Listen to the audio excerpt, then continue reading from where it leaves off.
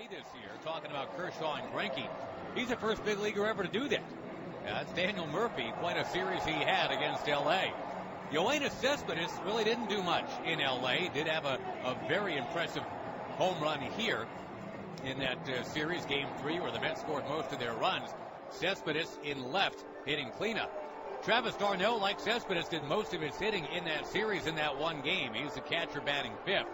Michael Kadyr's at first instead of Lucas Duda. Myriad reasons for that, but Kadir right-handed instead of Duda left-handed at first base and batting sixth tonight. Mets taking the field as we speak, by the way.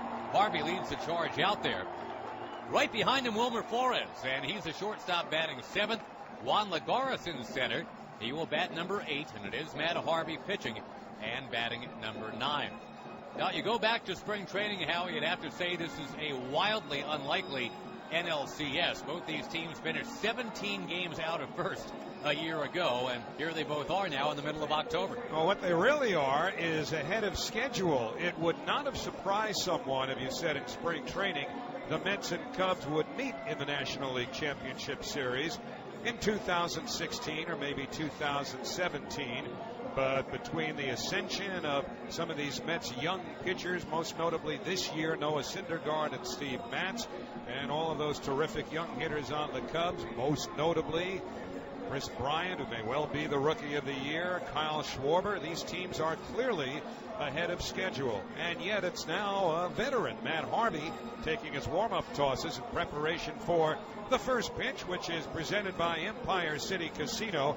Come play electronic blackjack and three-card poker now at Manhattan's closest casino, Empire City Casino.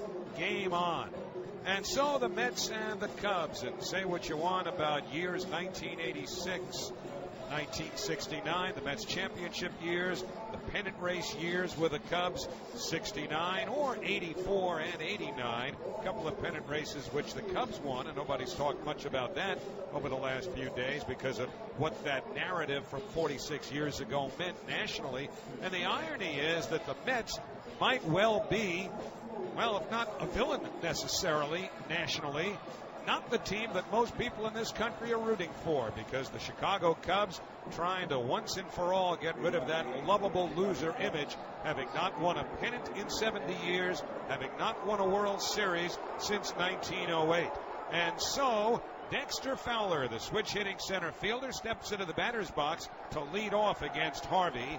Fowler, a .250 hitter during the regular season with 17 homers, went 6 for 20 with a couple of homers over the wild card game and the division series. So Harvey ready to go, stares into d'Arnaud, into the windup. The first pitch of the ball game is taken down the middle for a called strike, 0-1, a 93-mile-an-hour fastball. And as hard as Harvey throws, well, it could take a little while to get completely loose tonight because of the extremely cool temperatures. Right in tight at third, the 0-1 swing and a miss, 0-2. He had him way out in front of a changeup. That changeup at 87, so that's 6 miles an hour slower than the fastball, but Harvey sold it well.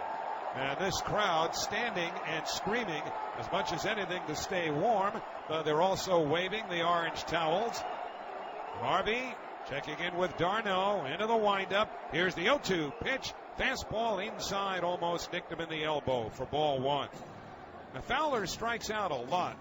Struck out sixth most of anyone in the National League this year, and that's nothing new. The Cubs have struck out more than any team.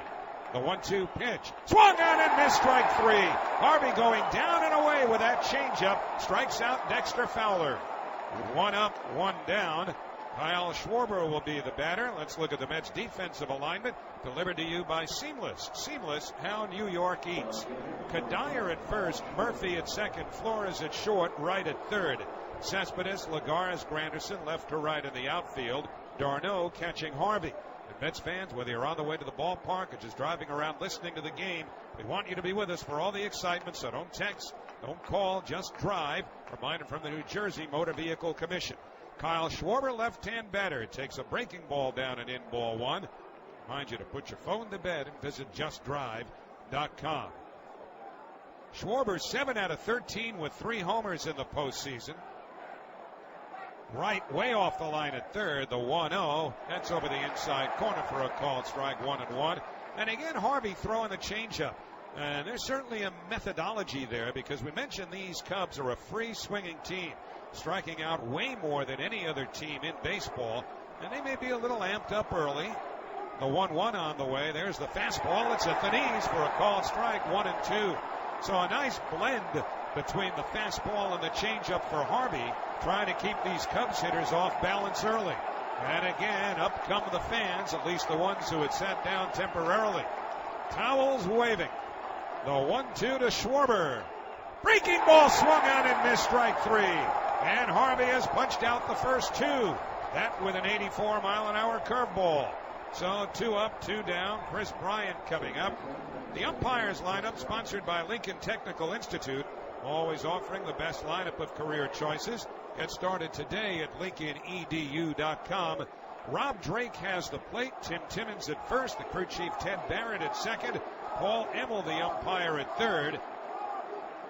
And the first pitch to Bryant. Rolled to second. Waiting on it, Murphy. He's got it. Throws to first in time. Side retired. Harvey gets the Cubs in order in the first inning.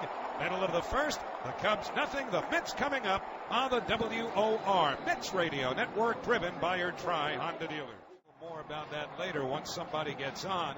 Right now he's going to face left-hand hitting Curtis Granderson as we come to you live from the Bob Murphy broadcast booth, proudly presented by Bigelow Tea, an American classic for 70 years.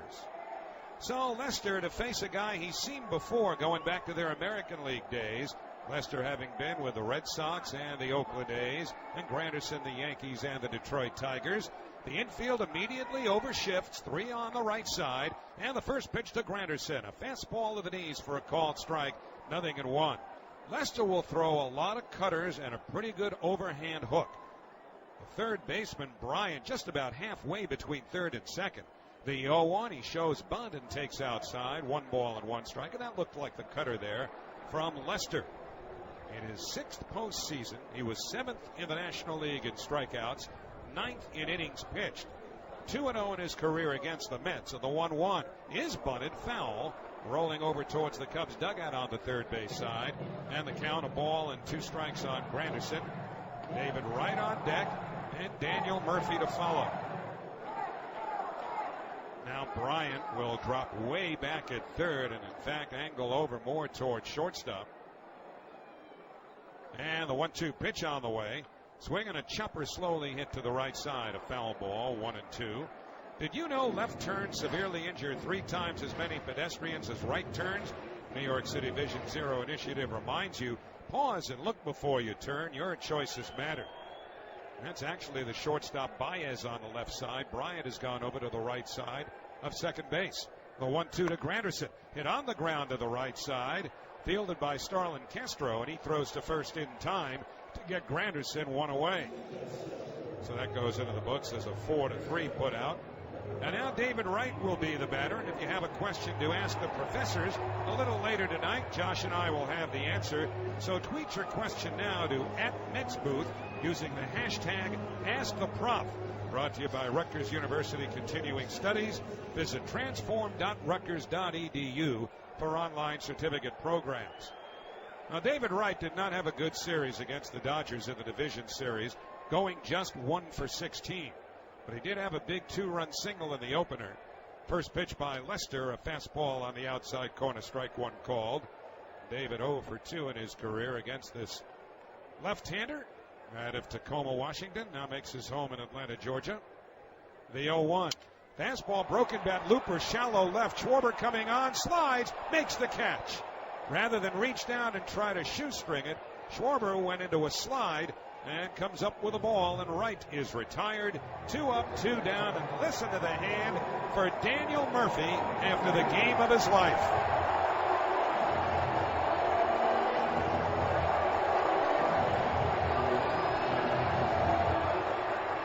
They are standing and waving towels, and this ovation has a little more texture to it than any that Murph has received in his career from the Mets. And he didn't even get the loudest ovation during the pregame introductions. That went to Jacob deGrom. And the first pitch to Murphy. Fastball taken for a called strike, 0-1. Murph going 7 for 21 with 3 homers and 5 RBIs against the Dodgers. The 0-1 pitch. Fastball, that's low, 1-1. In fact, with those 3 home runs, Murphy tied the Mets record. 5 others had also hit 3 home runs in a postseason series for New York. No score, 2 out, nobody on, last of the first. Now the 1-1 pitch. Ripped in the air, deep to right, it's on the way! Pepsi Porch, home run! Daniel Murphy! He hit it into and out of the first row of the Pepsi Porch, and the magical ride of Daniel Murphy continues! It is 1-0 Mets here in the last of the first inning. And that was a no-doubter.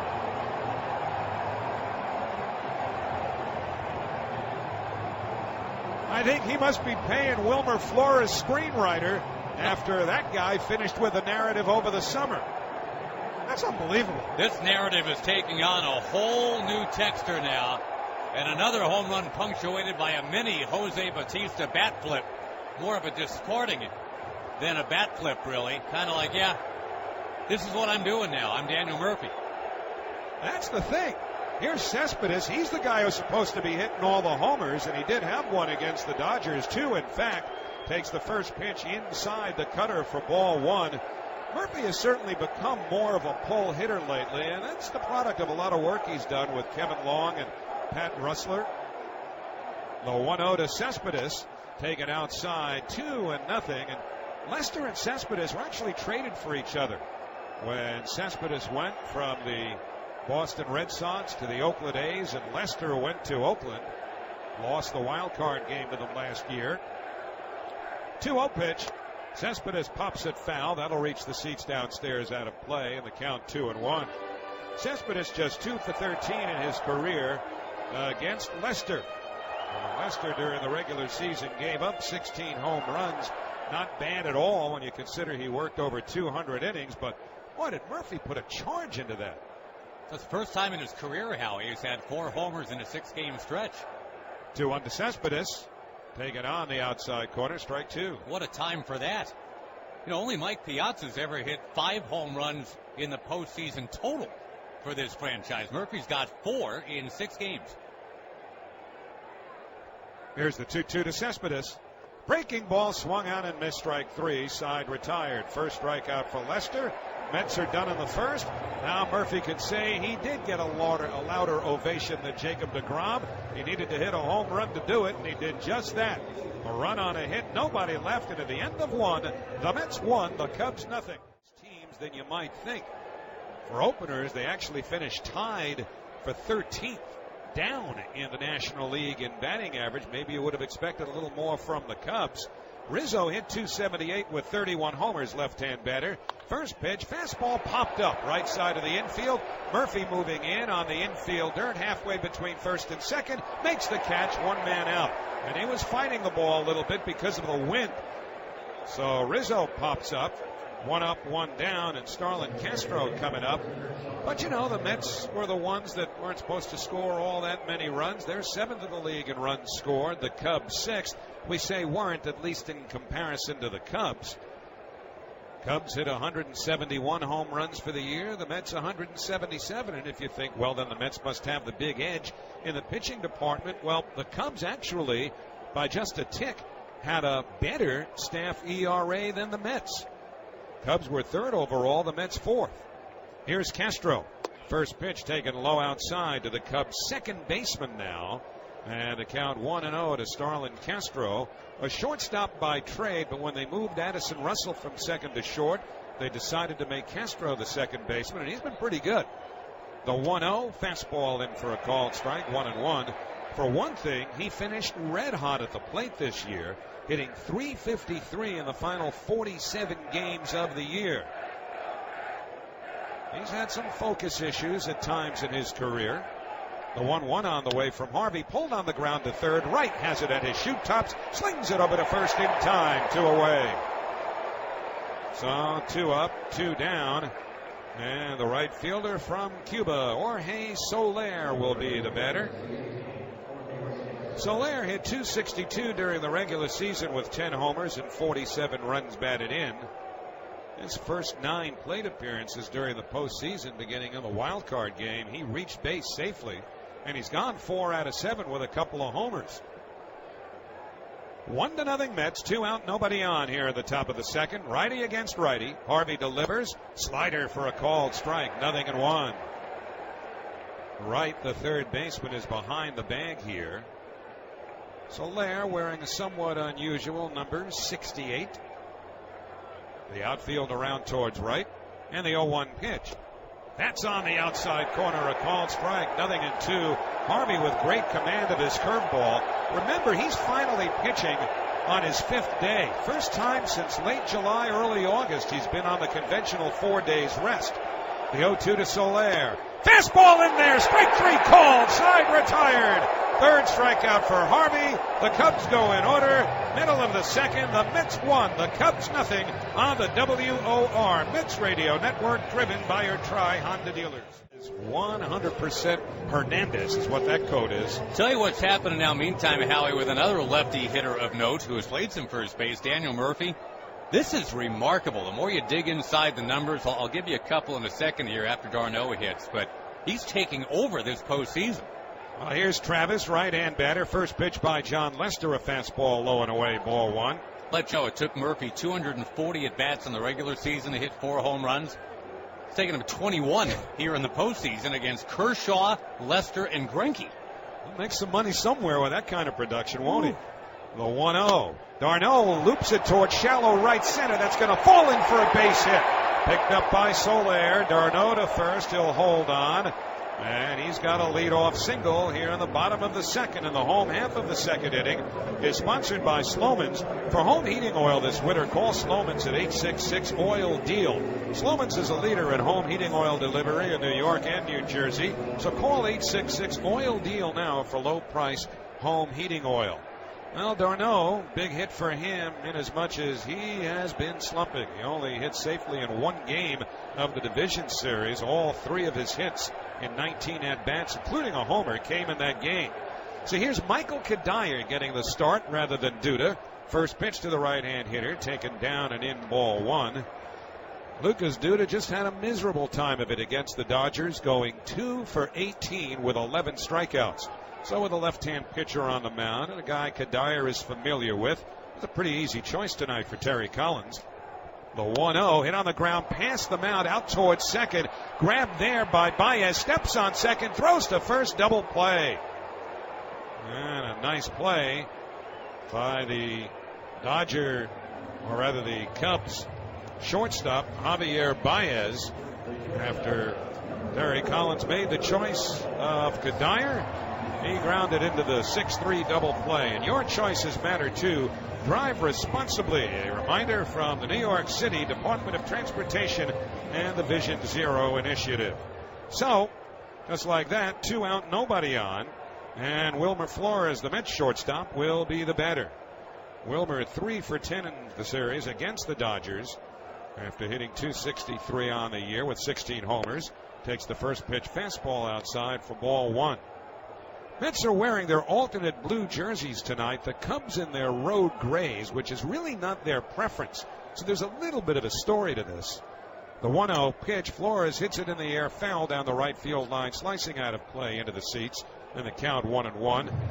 One of the main reasons the Mets are wearing the alternate blues tonight is that they are the preferred haberdashery of Matt Harvey, tonight's starting pitcher. The Cubs wore their road blues, their alternates, for their 3 prior road games during the postseason.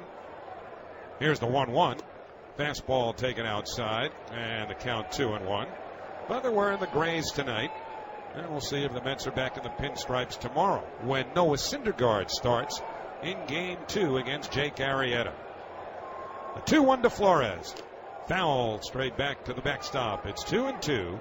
Mets leading 1-0 with 2 out, nobody on here in the last of the second on Daniel Murphy's 4th home run of the postseason. He had a cutter. You're not supposed to be able to do that, lefty versus lefty, to John Lester. That's the pitch that's supposed to eat a lefty up. Juan Lagarce, a right-hand hitter, waits on deck. Flores, a right-hand batter. The 2-2 from Lester is a breaking ball and in the dirt. Flores hobbled around a bit as though he might have been hit, but it's just a ball in the dirt. A full count now to Wilmer Flores.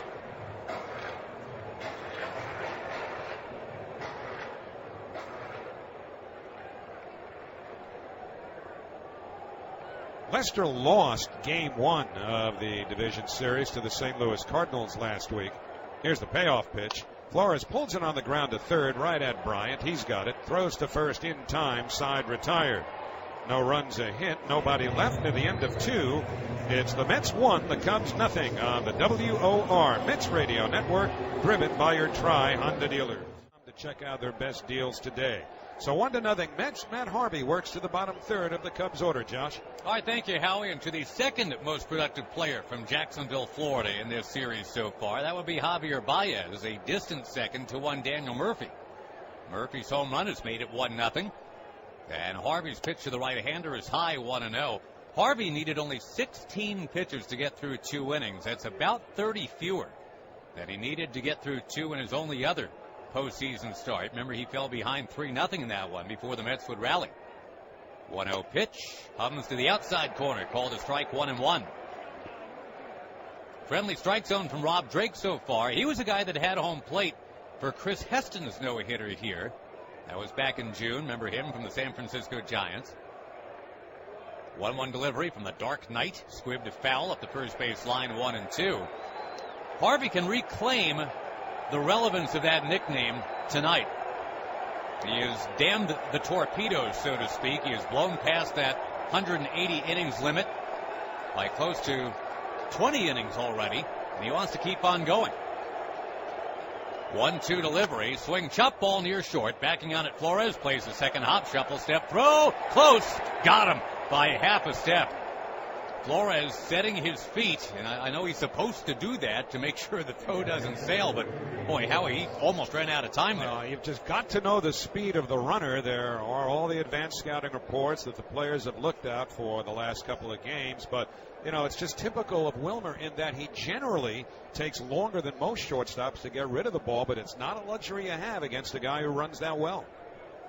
38-year-old catcher David Ross steps in now. Mets ahead 1-0, top of the third. Harvey rocks on the rubber. Here it comes. First one is a slider. Down too low. 1-0. Ross looks like the random old guy at a fraternity party. There's all these 22, 23-year-old hitters around him. He's 38. D-Day. Yeah, right. Yes. 1-0 pitch. High fastball, didn't get it. It's 1-1. But he's a clubhouse leader. A force multiplier, says manager Joe Madden. Someone who brings out the courage and strength in everybody around him. Irreplaceable part of this lineup, even though he's hitting less than 200 for the year. 1-1 delivery, taken a little bit high. 2 balls and a strike to Ross. Oh, Harvey glared at Rob Drake.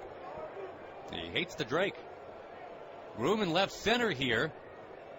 And Ross, we mentioned, is kind of the personal catcher for Lester. That goes back to their time together in Boston. 2-1 delivery. That is taken. No glare. That's a strike at the belt. 2-2. And in fact, Ross is the guy now that turns around and questions the wisdom of the umpire. Bases clear. 1 down. We're in the top of the third. Game 1 of the NLCS. The Mets are ahead 1-0. Fans waving those orange towels. Here's a kick on the 2-2. Swinging a high drive down the left field line. Curling. Fair or foul? It keeps bending. It is foul. And not by much. I'd say maybe 5-6 feet. Ends up in the hands of a Jacob deGrom jersey wearing fan. And David Ross almost just tied the game. Now he went out and got it too. That ball was down and away. And he hooked it just wide of that foul pole. So back to work Harvey in at 2-2. Swing and a miss. He got him. After a narrow miss. He comes back with a strikeout. Looked like it took something off of that one. And it's 4 strikeouts through 8 batters now. And some low-hanging fruit coming up in John Lester, a guy who started 0 for 70 at the plate, has rallied to get to 4 for 98. Mets baseball brought to you by RE/MAX. RE/MAX agents trained to help you find the perfect fit wherever you go, wherever you're going, locally or globally. First pitch, predictably a strike at the knees, 0-1. Go to Remax.com, find an agent for all the things that move you, each office independently owned and operated. Mets up 1-0 in the third. The pitch, rip and a miss, 0-2. 95-mile-an-hour heat in 45-degree weather. And here comes the crowd again. A lot of Met fans standing. Harvey's got the sign that he wants from Travis d'Arnaud. Outfield shallow. 0-2 pitch taken. Strike 3 at the knee. See you later. 5 strikeouts for Matt Harvey. 1 time through the order. Harvey's arm and Murphy's bat have the Mets on top 1-0, middle of the third on the WOR Mets Radio Network, driven by your Tri-Honda dealers. This is how only once in the last 19 years has there been a sweep in the NLCS. That was Colorado doing it to Arizona. They sprung into the World Series and promptly got swept by John Lester's Red Sox. I don't know that should be a priority necessarily. I mean, if they win, however long it takes, that's wonderful for a Mets fan. I would agree. Here is Juan Lagares, and the right-hander takes outside from Lester, 1-0. I mean, is that being a bit presumptuous on that fellow's part? Yeah, let's just make sure there's, a little bit of building of the Legos here. Let's get the tower a little higher, and then worry about it. 1-0 pitch, rolled foul, back towards the third base side, 1-1. The Cubs, of course, a lot of their fans are in panic mode just because, hey, now they're close. And their psyche's going to ask what can possibly go wrong, because it usually does. 1-1 pitch taken inside corner, 1-2. To John Lester's credit, he has all but sneered at the suggestion that he's joined some kind of cursed franchise destined to never win because of black cats and billy goats and whatnot. 1-2 pitch taken, and it's low, 2-2. I guess to kind of quote Ray Parker Jr., I ain't afraid of no goats, says John Lester, and his manager. Joe Madden is huge on that, too, saying we're not going to talk about the past as it pertains to a year like 1908. It's 2015. 2-2 is high. Lagares works it to 3-2. So that's 2 series in a row. We run into someone who is famous for saying, I don't want to talk about the past. I'm just here to talk about the present. That's right. Mets ahead 1-0 thanks to who else? Daniel Murphy, latest cult hero. Payoff pitch, bouncing ball back to the mound, and Lester's got it. Underhand tosses a long one to first, and in time to get Lagares speeding down the line. One thing that Lester really hasn't had to worry about yet, Howie, is something that you were talking about, holding runners. Mets have only had 2 runners. One was d'Arnaud, who's not fast, and immediately Kadire banged into a double play. The other base runner was on base only long enough to circle, and that's Daniel Murphy. But Lester is a guy, if you get, for example, Granderson on or Lagares on, you wonder if the Mets will jab the beehive a little bit and try to get active out there. Pitch to Harvey is taken low, 1-0. Lester is well known for his lack of a pickoff move. Incredibly, once went 66 starts in a row without even attempting one. 1-0 pitch. Harvey laces it foul back to the right, and it's 1-1. Yet a team that can run on Lester. Now that can be an issue in that wild card play-in game. A's against the Royals last year. The Royals were 4 for 4 stealing bases against him.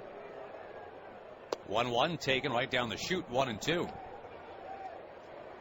And yeah, John Lester was very briefly an Oakland Athletic. How we mentioned the trade for, of all people, Yoenis Cespedes last year at the deadline. The A's knew they were just renting it, Lester.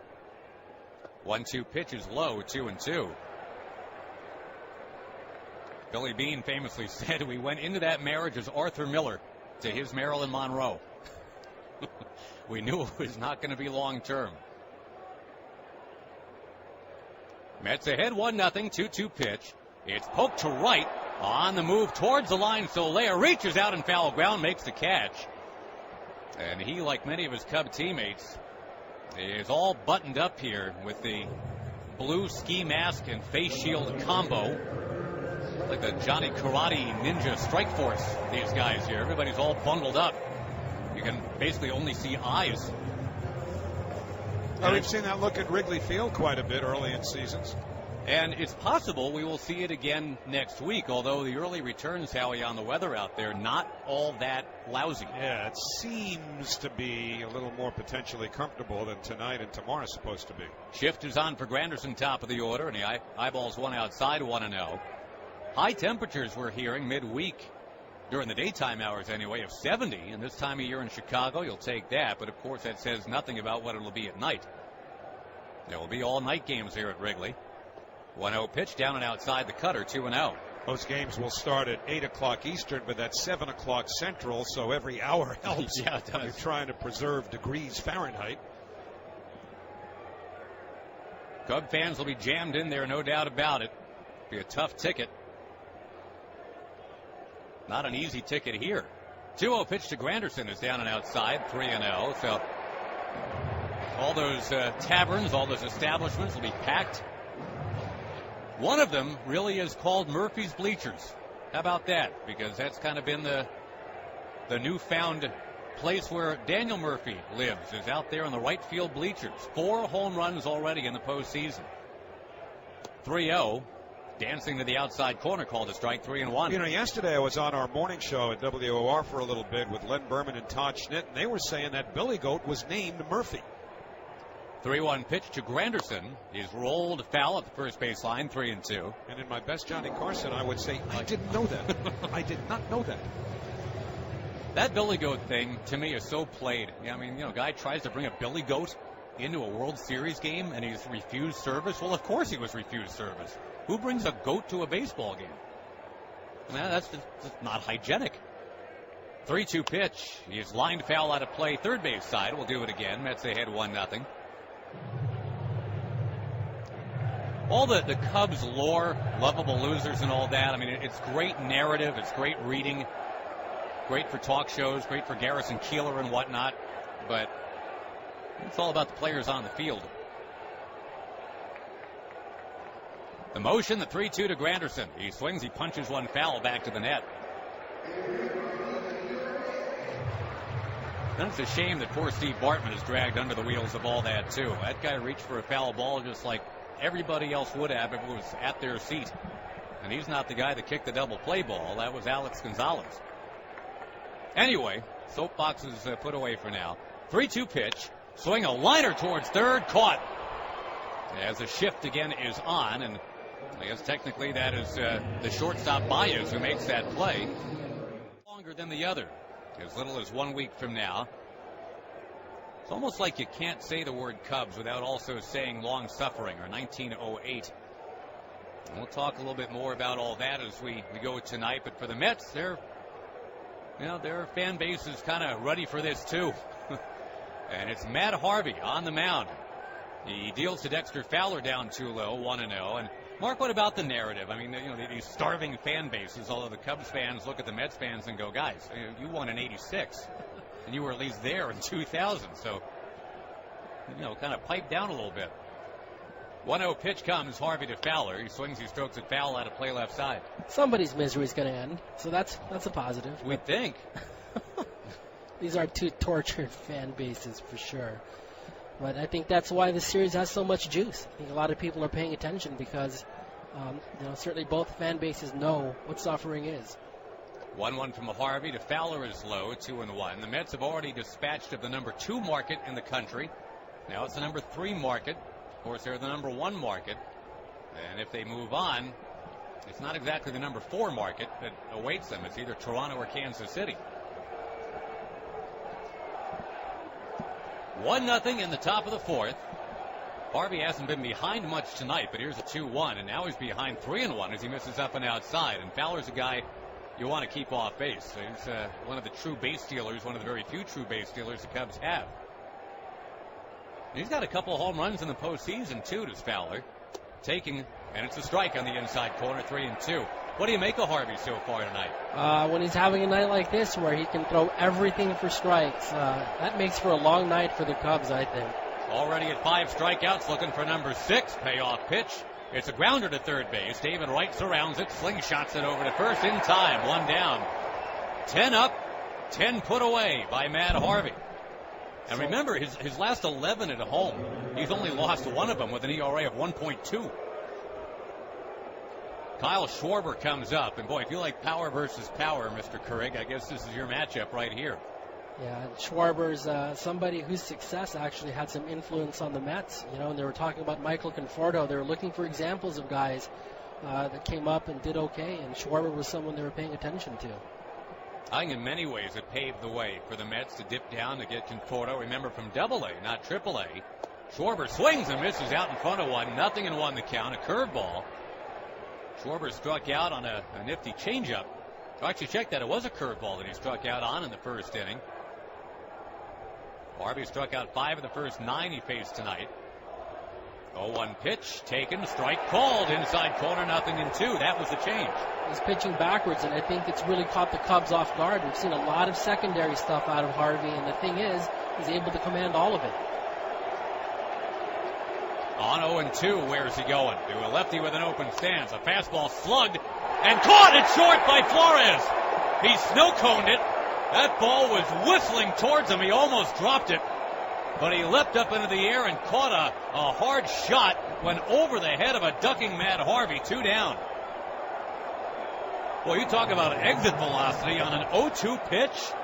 That ball was crushed, and it almost took Flores' glove right off his left hand. He caught it behind him even.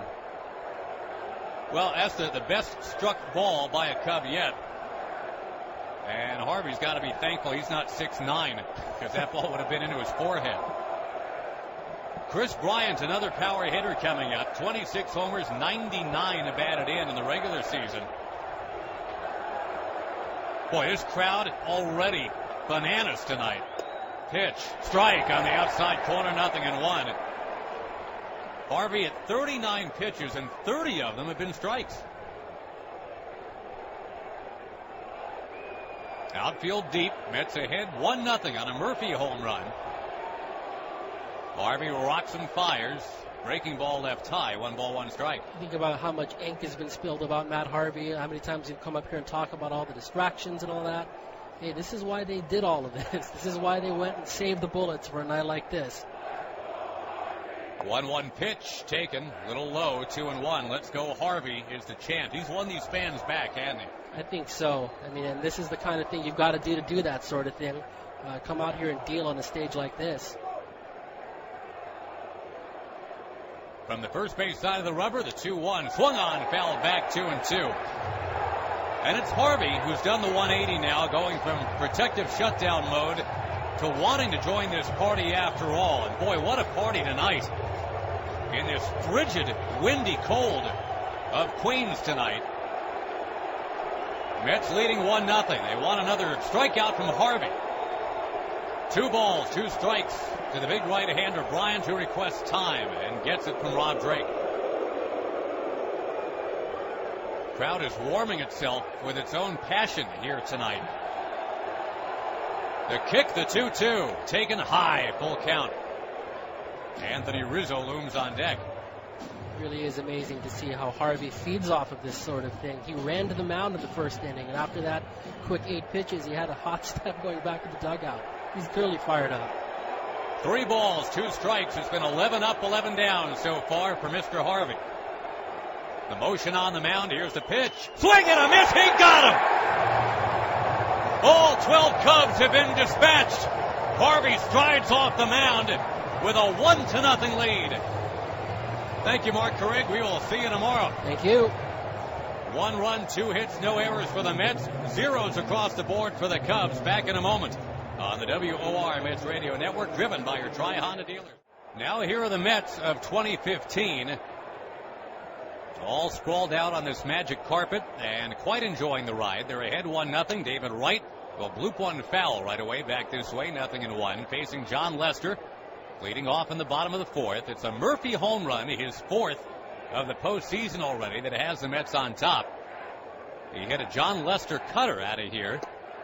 Pitch to David is inside, and it's 1-1. We are told that's the first time a lefty is homered off of that pitch, off the Lester cutter, all season. 1-1, down too low. 2-1 the count to David. I think it's telling that all of us, fans, media, announcers, we do refer to him as David a lot, like he's family. For me, I know it's subconscious, but I go back to listen to a game. I never hear myself say, here comes Wright hitting 276. 2-1 pitches inside. It's 3-1. I say it's David hitting 276. I think we subconsciously do that with the manager, too. Always refer to him as Terry. Terry's out to the mound. I can't ever remember saying, here's Collins out to the mound.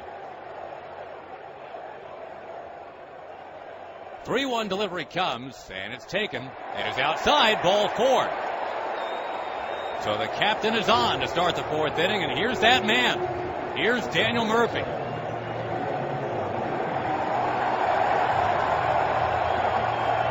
Now, Josh, I think it'll be interesting to keep an eye on David Wright and see what kind of lead he tries to stretch out against a pitcher who is very reluctant to throw over.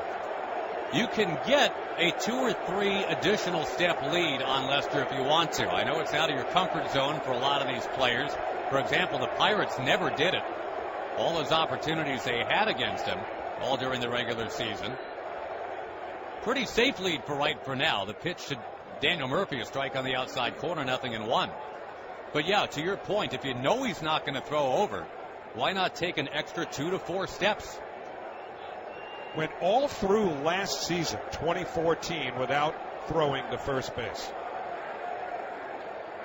Room in right center for Murphy. Here's the pitch, and he takes. It's a strike on the inside corner, 0-2, and no sign yet that Wright has any inclinations of running. Well, Murphy already has written his name indelibly in the Mets folklore with his performance of his last couple of games.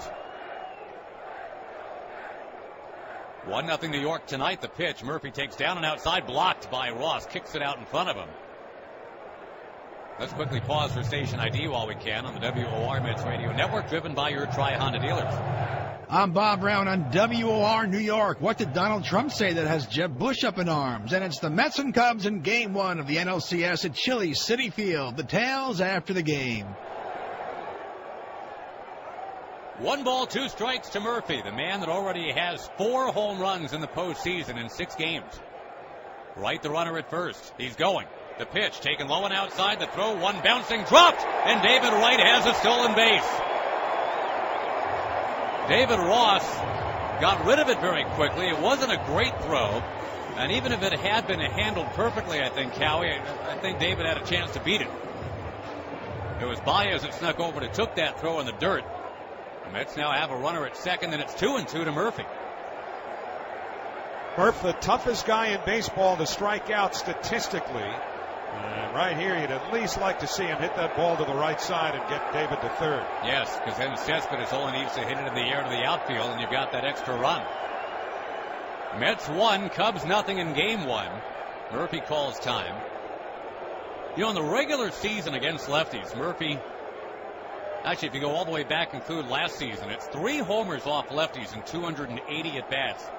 Off lefties in this postseason, it's 3 homers in 10 at-bats. The 2-2 taken. Little bit outside, full count. His home half of the 4th presented by New York Community Bank and the NYCB family of banks, making their home in New York since 1859. Mets have the jump on the Cubs already on this raw, cold evening here in Flushing.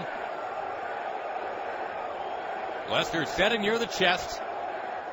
Now Roxon brings it. Murphy swings and misses. Down he goes. That one fading away. He couldn't get the runner over. And Cespedes will bat. That's Murphy striking out. As you said, Howie, not the most likely guy to do that. In fact, the least likely guy to do that. But remember, Lester had 207 punch-outs in the regular season. That's an all-time Cubs record for a lefty. That'll be Kenny Holtzman's record, which was set in 1970. Mets would have to deal with Ken Holtzman 3 years later in the World Series. A place they're hoping to get now in 2015. One of these two teams is going to get there, and that just, I think, blows a lot of people's minds in and around baseball. They were both getting close to getting there, but as you so accurately said earlier, it was really supposed to be next year, not this year. Cespedes, a big reason the Mets are here, is crowded inside with a fastball, 1-0. Cespedes and Lester traded for each other at the deadline last season. This season it was Cespedes from Detroit to the Mets for a couple of minor leaguers who may turn out to be great. But we're not allowed to care going forward because Cespedes has delivered this. 1-0 pitch. Crowds him again inside. Cespedes throws up both hands as he gets out of the way. 2-0. Almost as if to say, hey, hey.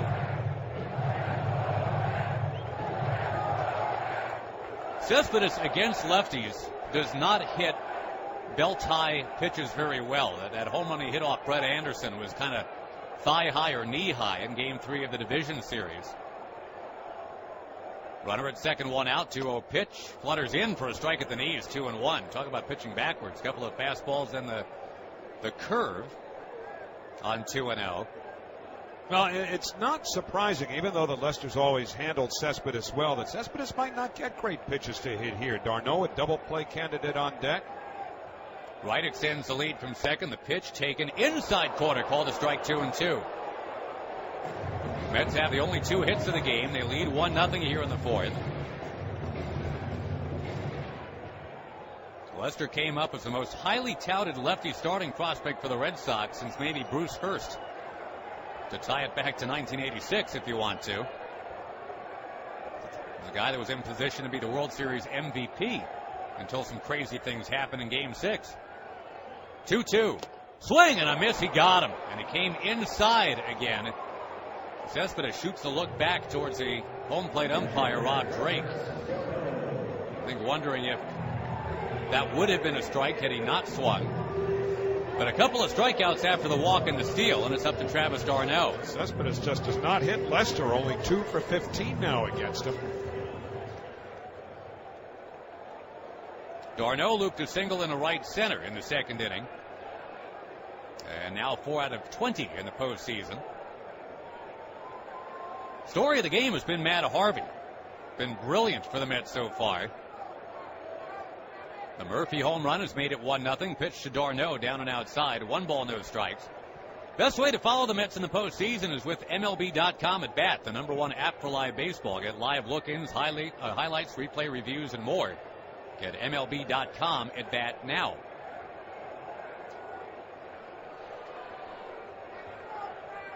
The Tacoma, Washington native, Mr. Lester, with the hands together near the chest. d'Arnaud waiting. Here's a 1-0 pitch taken on the outside corner, 1-1. I think you can say Lester's got the right kind of mix that'll allow him to age very gracefully. He doesn't get hitters out just one way, especially now that he's throwing that curveball a lot again. If you look at Andy Pettitte, how he aged very well through his 30s, that's probably a reasonable comparison. Mets ahead 1-0. Runner at second, 2 out. The 1-1 pitch is poked in the air, shallow right. Second baseman back, right fielder on. Right fielder Soler will make the catch and end the inning. So the walk and the steal to start the inning, but nothing more after that. It's the pitcher's duel we had forecast at the end of 4. Mets 1, Cubs 0 on the WOR Mets Radio Network, driven by your Tri-Honda dealers. Limits and pitch counts, and he's slotting in where he's used to slotting in. And I have to think that has something to do with the command he's had so far, which has been tremendous. Pitchers are such creatures of habit, even more so, I think, than most position players, because of how relatively infrequently they pitch. Well, here's Rizzo, and he swings and misses at the first pitch, 0-1. Harvey going to the curveball. Rizzo popped to second his first time up. Left-hand hitter with a lot of power. He had 31 home runs, 6th in the National League during the regular season. Wright is off the line at third, the outfield straight away. And Harvey into the windup. Here's the 0-1. Fastball in for a called strike. It's 0-2. 93-mile-an-hour fastball. And maybe, just maybe, Matt's got designs on such a deep outing. He's holding a little back. He's been up to 95, and I think he's saving a little something. 0-2 to Rizzo. Now Harvey kicks and deals. Inside, he hit him. And that's certainly not a rarity. It really stings Harvey because it comes on an 0-2 pitch and gives the Cubs their first base runner. But Anthony Rizzo was hit 30 times during the regular season, more than anyone in the major leagues. And on an 0-2 pitch, Matt Harvey got him on what looked like just above the right elbow. Rizzo, you're right, feeling it on this cold night. And that ends the bid for a perfect game in the 5th inning. It is uncanny. That's 31 homers and 31 HBPs now. It's dead even for Rizzo. So now Starlin Castro, the second baseman, a right-hand batter, and the first pitch by Harvey is ripped in the air to center. Lagares started in, goes back, it's over his head, and it's going to the wall. Rizzo on his way to third, Lagares up with the ball, plays it in, Murphy's relay throw to the plate, Rizzo coming, throw is too high, backed up by Harvey. Rizzo scores sliding, and on at second with a misjudged double and a run batted in. The first hit for the Cubs is Starlin Castro, and the game is tied 1-1. It's almost like Lagares regressed to playing the shallow center field that he was playing a year or two ago. The Mets have asked him this year because his range is not quite what it was. His arm certainly not what it was. You got to get back a step or two. And I know Castro is a middle infielder, but the way he's been hitting the ball lately, he's hitting like a slugging right fielder, and that ball just ate up Lagares. So now the go-ahead run at second for the Cubs in this 1-1 game. And here's Jorge Soler, a right-hand batter, and time called. Castro led the major leagues in hitting during the month of September, batting .426. And he just put a charge into one that Lagares misread. And so this game is even, and now it's Castro bouncing off a second. First pitch to Soler, swung on and missed a breaking ball, 0-1. And so now, of course, you think about that opportunity the Mets had in the bottom of the 4th inning when following a stolen base by David Wright. Mets had David at second with nobody out, and were not able to advance him, never mind bring him home. That really hurts now. It's 1-1. Castro measures his lead from second, not big. The 0-1 breaking ball low outside, 1 ball and 1 strike. So a hit batsman on an 0-2 pitch, that's an ouch right there. And then the break in by Lagares on a ball that he needed to go back on, that's some big pain. The first 45 pitches, nothing wrong for Harvey. Then on back-to-back pitches, all of that. Murphy shades a bit towards the bag at second. Castro checking him that way. Castro not a big lead yet. The 1-1. Breaking ball waved at and missed. It's 1-2. He's able to stretch out a secondary lead is Castro once Murphy drops back into position. They want Murphy trying to keep him close with a right-hand batter up because you've got Flores, the shortstop, pulled further into the hole towards third. So 1-2 the count to Jorge Soler. Harvey comes set. Checks the runner at second. Now the pitch. Breaking ball pulled on the ground to third, picked up by Wright, looks the runner back, throws to first in time, 1 away. And that's a really nice play by David Wright. He didn't just look Castro back, he actually took a couple of steps to chase him back to make sure he had no designs to try to go to third once David threw the ball to first. And so Soler is out 5-3. Castro at second, 1 away, and Javier Baez coming up. And it's back-to-back half innings where these two quite accomplished pitchers are trying to do the exact same thing. Pitch out of a runner at second, nobody out situation. Playoff baseball on the Mets Radio Network is presented by the Rothenberg Law Firm. If you've been severely injured or seriously and want the power only a multi-state firm can offer, call 1-800-624-8888. Right-hand hitter Baez. Harvey deals. Swinging a hard hit grounder through the hole. Base hit left field. Charged by Cespedes. Around third. Castro coming home. Throw to the plate. Going to be close. He tries to jump away from the tag. Out at the plate. Throw to first. Back standing is Baez. They ran on Cespedes. And he said, "Oh, no, you don't."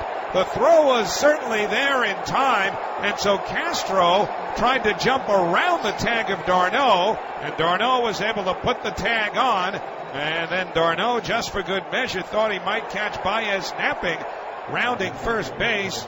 Baez on the bag with a single, but now 2 men away, and the game remains tied 1-1. What in the world is Gary Jones doing sending the runner on Cespedes? That wasn't even close. And the scouting report is so clear. I mean, I guess the only thing you're thinking is, hey, it's cold. Everybody's a little bit muddled, a little bit out of kilter tonight, but Cespedes makes that play in his sleep. Maybe David Ross being the batter has a little something to do with that. First pitch on the way, swung on and missed. A fastball, 0-1. I don't know, Josh. It's just a bit of a guess. But remember, Ross, although he did hit a long foul ball his last time up, he only hit $176 this year. So the next two hitters are Ross and Lester. And I don't know, maybe Cespedes or maybe Jones felt it was a chance worth taking, but he was proven wrong. The 0-1, Baez runs, pitch taken for a ball. Darno's throw is high, goes into center field. On his way to third is Baez, and Lagares will not make a throw, and the Cubs wind up with a runner at third anyway. Stolen base, and the error on Travis d'Arnaud, and so Baez goes to third with 2 out. Now maybe they walk Ross and go after Lester. That would make a lot of sense, although you do lose the whole getting a chance to lead off with Lester next inning if you do that. That ball basically 3-hopped Lagares, and he bobbled it. It's been a tough inning for Juan Lagares out there. The Mets being saved by the arm of Cespedes and the decision of the third base coach, Gary Jones. And now they are going to walk Ross intentionally. You know, you hate to walk a 176 batter with 2 out in the inning and the pitcher on deck, but runs are at such a premium here. Terry Collins feels the best chance to get out of this inning is through the pitcher Lester, and so intentional ball 3 is delivered. And Harvey now will finish the walk as intentional ball 4 is thrown and Ross goes to first. Once again, call 1-800-624-8888 or visit injurylawyer.com today. That's the Rothenberg Law Firm. Lester struck out looking his first time. It's the first walk allowed by Harvey.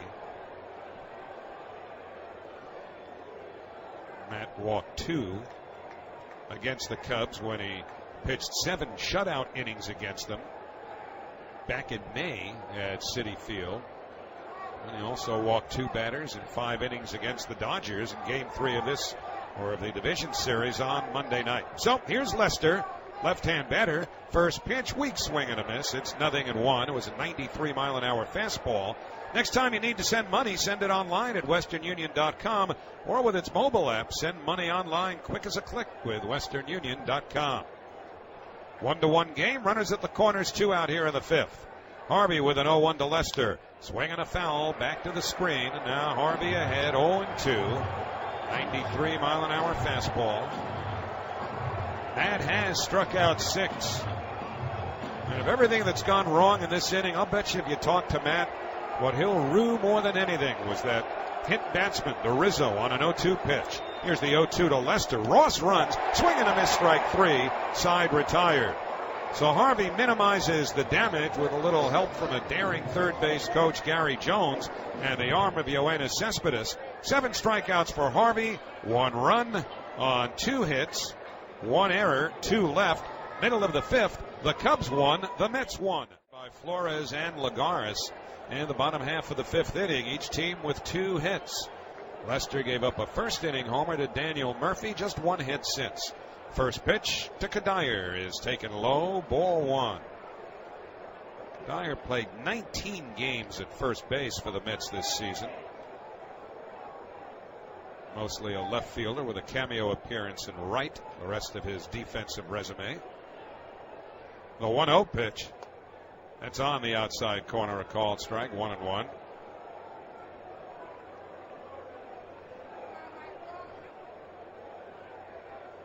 A lot of room up the middle the way the Cubs infielders are set. Here's the 1-1 pitch. Swing and a ground ball foul over by the third base dugout in the count 1-2. Baez, the shortstop's way into the hole. They do have the second baseman Castro shaded a bit towards the bag. And they both have real good range. Both natural shortstops. 1-2 to Kadire. Lester deals. On the outside corner, strike 3 called. He got him looking at a 90-mile-an-hour fastball. That's the first out here at the bottom of the 5th, and we'll pause for station ID on the WOR Mets Radio Network. This is the home of the Mets, the new 710 WOR, New York.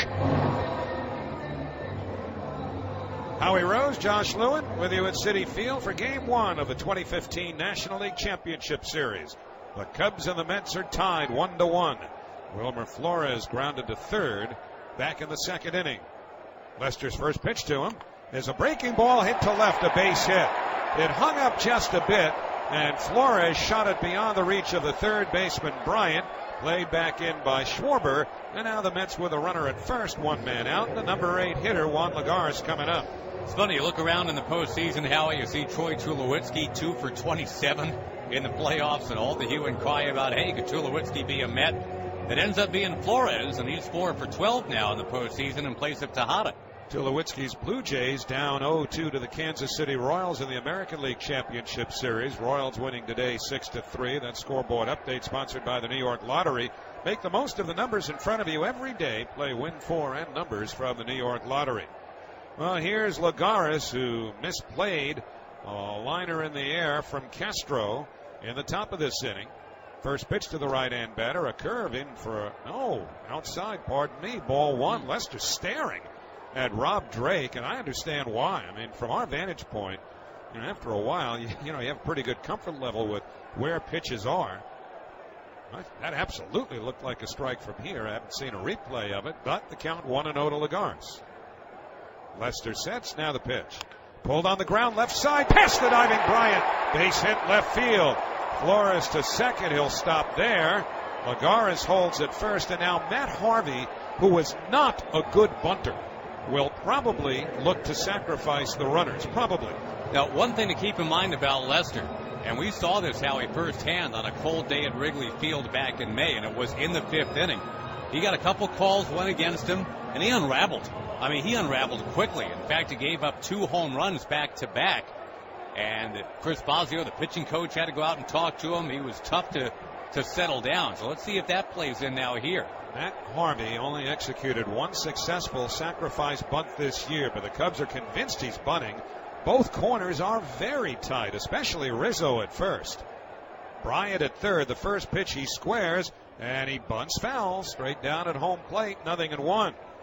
It's not that he couldn't make contact if he swung the bat against Lester. Harvey had a home run this year against Arizona's Patrick Corbin, but only 7 hits and 65 at-bats. And if he swings away, you worry about the inning-ending double play with Granderson waiting on deck.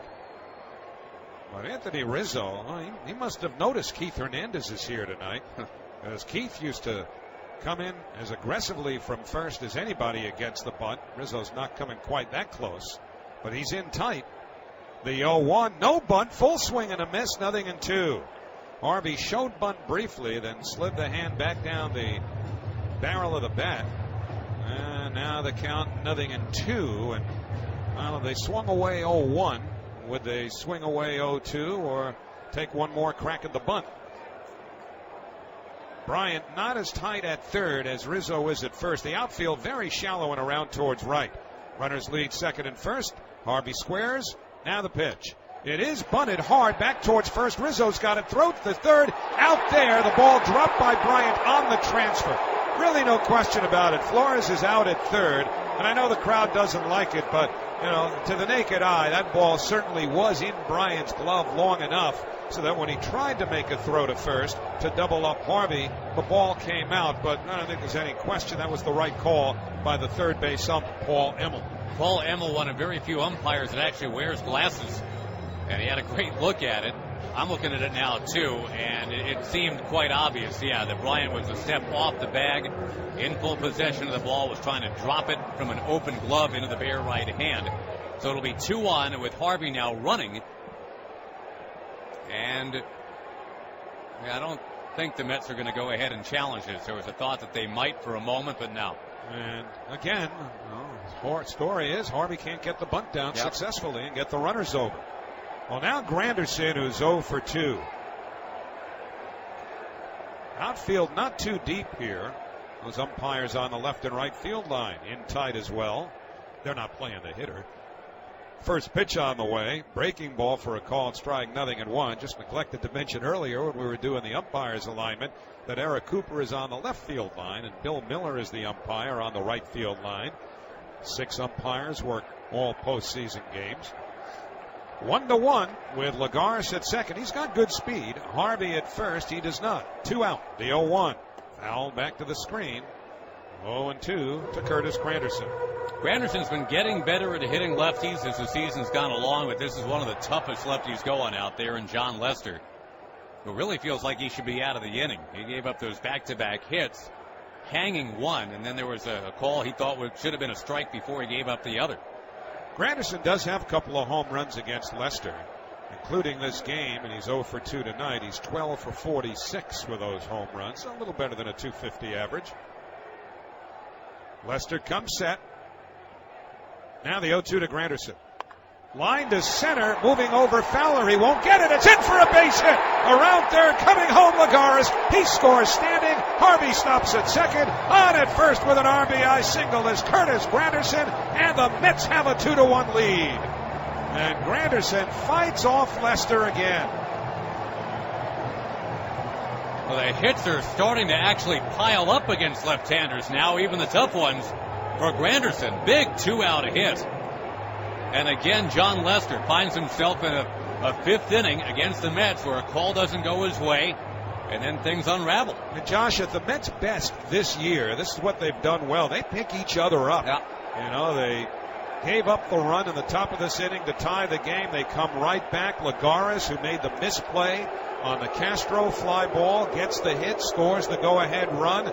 They kind of bail out Harvey, too, for not moving the runners up on the sacrifice attempt. And we saw that consistently from them over the second half of the year. And especially, even go back, Howie, if you want to the initial 11-game win streak way back in April.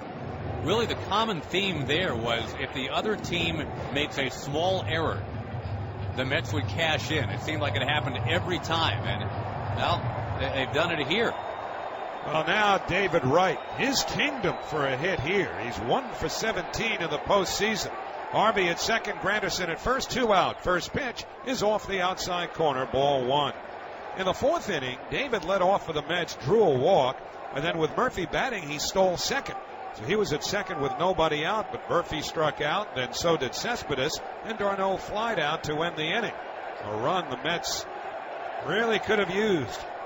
Here's the 1-0. David takes a fastball outside, 2-0 with Murphy waiting on deck. That send by Gary Jones when Cespedes fired to home plate is really large now, too. So David in a pretty good position here with a hot hitter on deck. 2-0 count. Harvey at second, Granderson at first. 2 away, 2-1 Mets in the fifth. The pitch. Swinging a ground ball foul off the screen in front of the Cubs dugout. It's 2-1. Your Tri Honda dealers invite you to park like a pro with a standard multi-view rear view camera in a Honda Civic. Check out the great deals now at TriHondaDealers.com. 1-2-0 for the Cubs, 2-5-1 for the Mets. Can David Wright get a run home here? Harvey not a fast runner. Certainly hate to see a pitcher in a play at the plate if you can avoid it.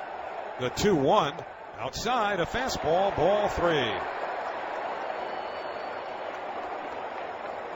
So again, a great hitting count for David at 3-1.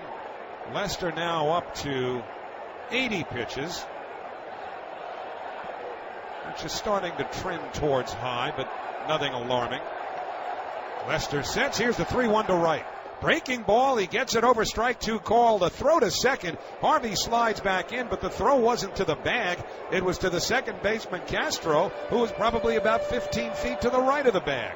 That was really strange. I mean, that ball was basically almost into the outfield. Just happened to be a little long toss right there. Yeah, kind of threw a strike to Castro. If second base had been 12 feet backwards, that would have been the end of the inning.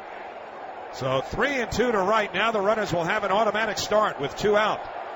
Harvey from second. Granderson flexing his legs at first, ready to go. They're on the way. The payoff pitch is in there. Strike 3 called. Side retired. He got him with a cutter. And David Wright now 1 for 18 in the series, and the Mets are done in the fifth. 5 strikeouts for Lester, but the Mets do take the lead. 1 run on 3 hits. No errors, 2 left. And at the end of 5, it's the Mets 2, the Cubs 1. For Matt Harvey, Dexter Fowler 0 for 2, switch hitter batting left, takes the first pitch outside for ball 1. Well, Harvey 61 pitches through 5, and that's economical. He did face 6 batters in the 5th inning and end the bottom of the inning as a base runner. Here's the 1-0 pitch. Breaking ball, that's low inside. 2-0 to Fowler, who can run. He gets aboard. Keep in mind, he stole 20 bases this year. That's one way the Cubs separate themselves from the Mets statistically, despite some of those similarities we talked about. 2-0 on the way. That's in for a called strike, a changeup. It's 2-1. The Cubs can run. Mets stole fewer bases than any team in the National League. Here's the 2-1 pitch. Ripped back off of Harvey's shoulder. It lands right in front of him on the mound. Gets up, throws to first. Out at first. Now the question is, how's Harvey? Ray Ramirez pops right out of the dugout. So does Terry Collins. Harvey immediately tries to shoo them away, but you're not shooing Ray Ramirez and Terry Collins back after that. That ball was scorched. Ray has a big grin on his face right now, but is Harvey going to have a welt on his shoulder? Or did he get his glove up in front of it to deflect most of it? It's his right shoulder, so obviously that's a concern. The ball rolled right down his back. Incredible. He looked up for the ball, and the ball just rolled from the V on where it says Harvey down to his belt, right down the rest of his left leg, and there it was, right there on the mound for him. That's remarkable. Well, the injury update is brought to you by InjuryLawyer.com, the Rothenberg law firm fighting and winning on behalf of seriously injured clients for over 40 years. If you've been injured, call 1-800-624-8888 or visit InjuryLawyer.com. If Harvey's injured at all, he's got to be feeling that somewhat, but he's staying in the game. Also, in case you missed, Juan Uribe is not on the League Championship Series roster. His chest not getting any better. And Sean Gilmartin has replaced Eric Goodell in the bullpen. Gilmartin a lefty, Goodell a righty. Here's Kyle Schwarber. Tries to hold up at the first pitch. He went around on appeal, says the third base Paul Emmel. And the count strike one as Harvey had him out in front of a changeup. Schwarber struck out swinging and lined to short. Infield tilts to the right, the 0-1. Breaking ball nub towards the mound. Harvey to the left of it, has it, fires to first in time. 2 men away. And Harvey's having quite the active inning here. Hope Scott Boras is taking his heart medication. The line drive off his star, and then he had to scramble off the mound and throw violently across his body. That's the whole point of putting him in bubble wrap in the first place, which Harvey now says he wants none of. Well, 2 out, nobody on, and the crowd continues to chant Harvey as Chris Bryant comes up. Bryant grounded to second and struck out. Bryant with enormous power. Right behind the bag at third. The outfield deep. Lagares moved towards right. First pitch, fastball over for a called strike. 0-1.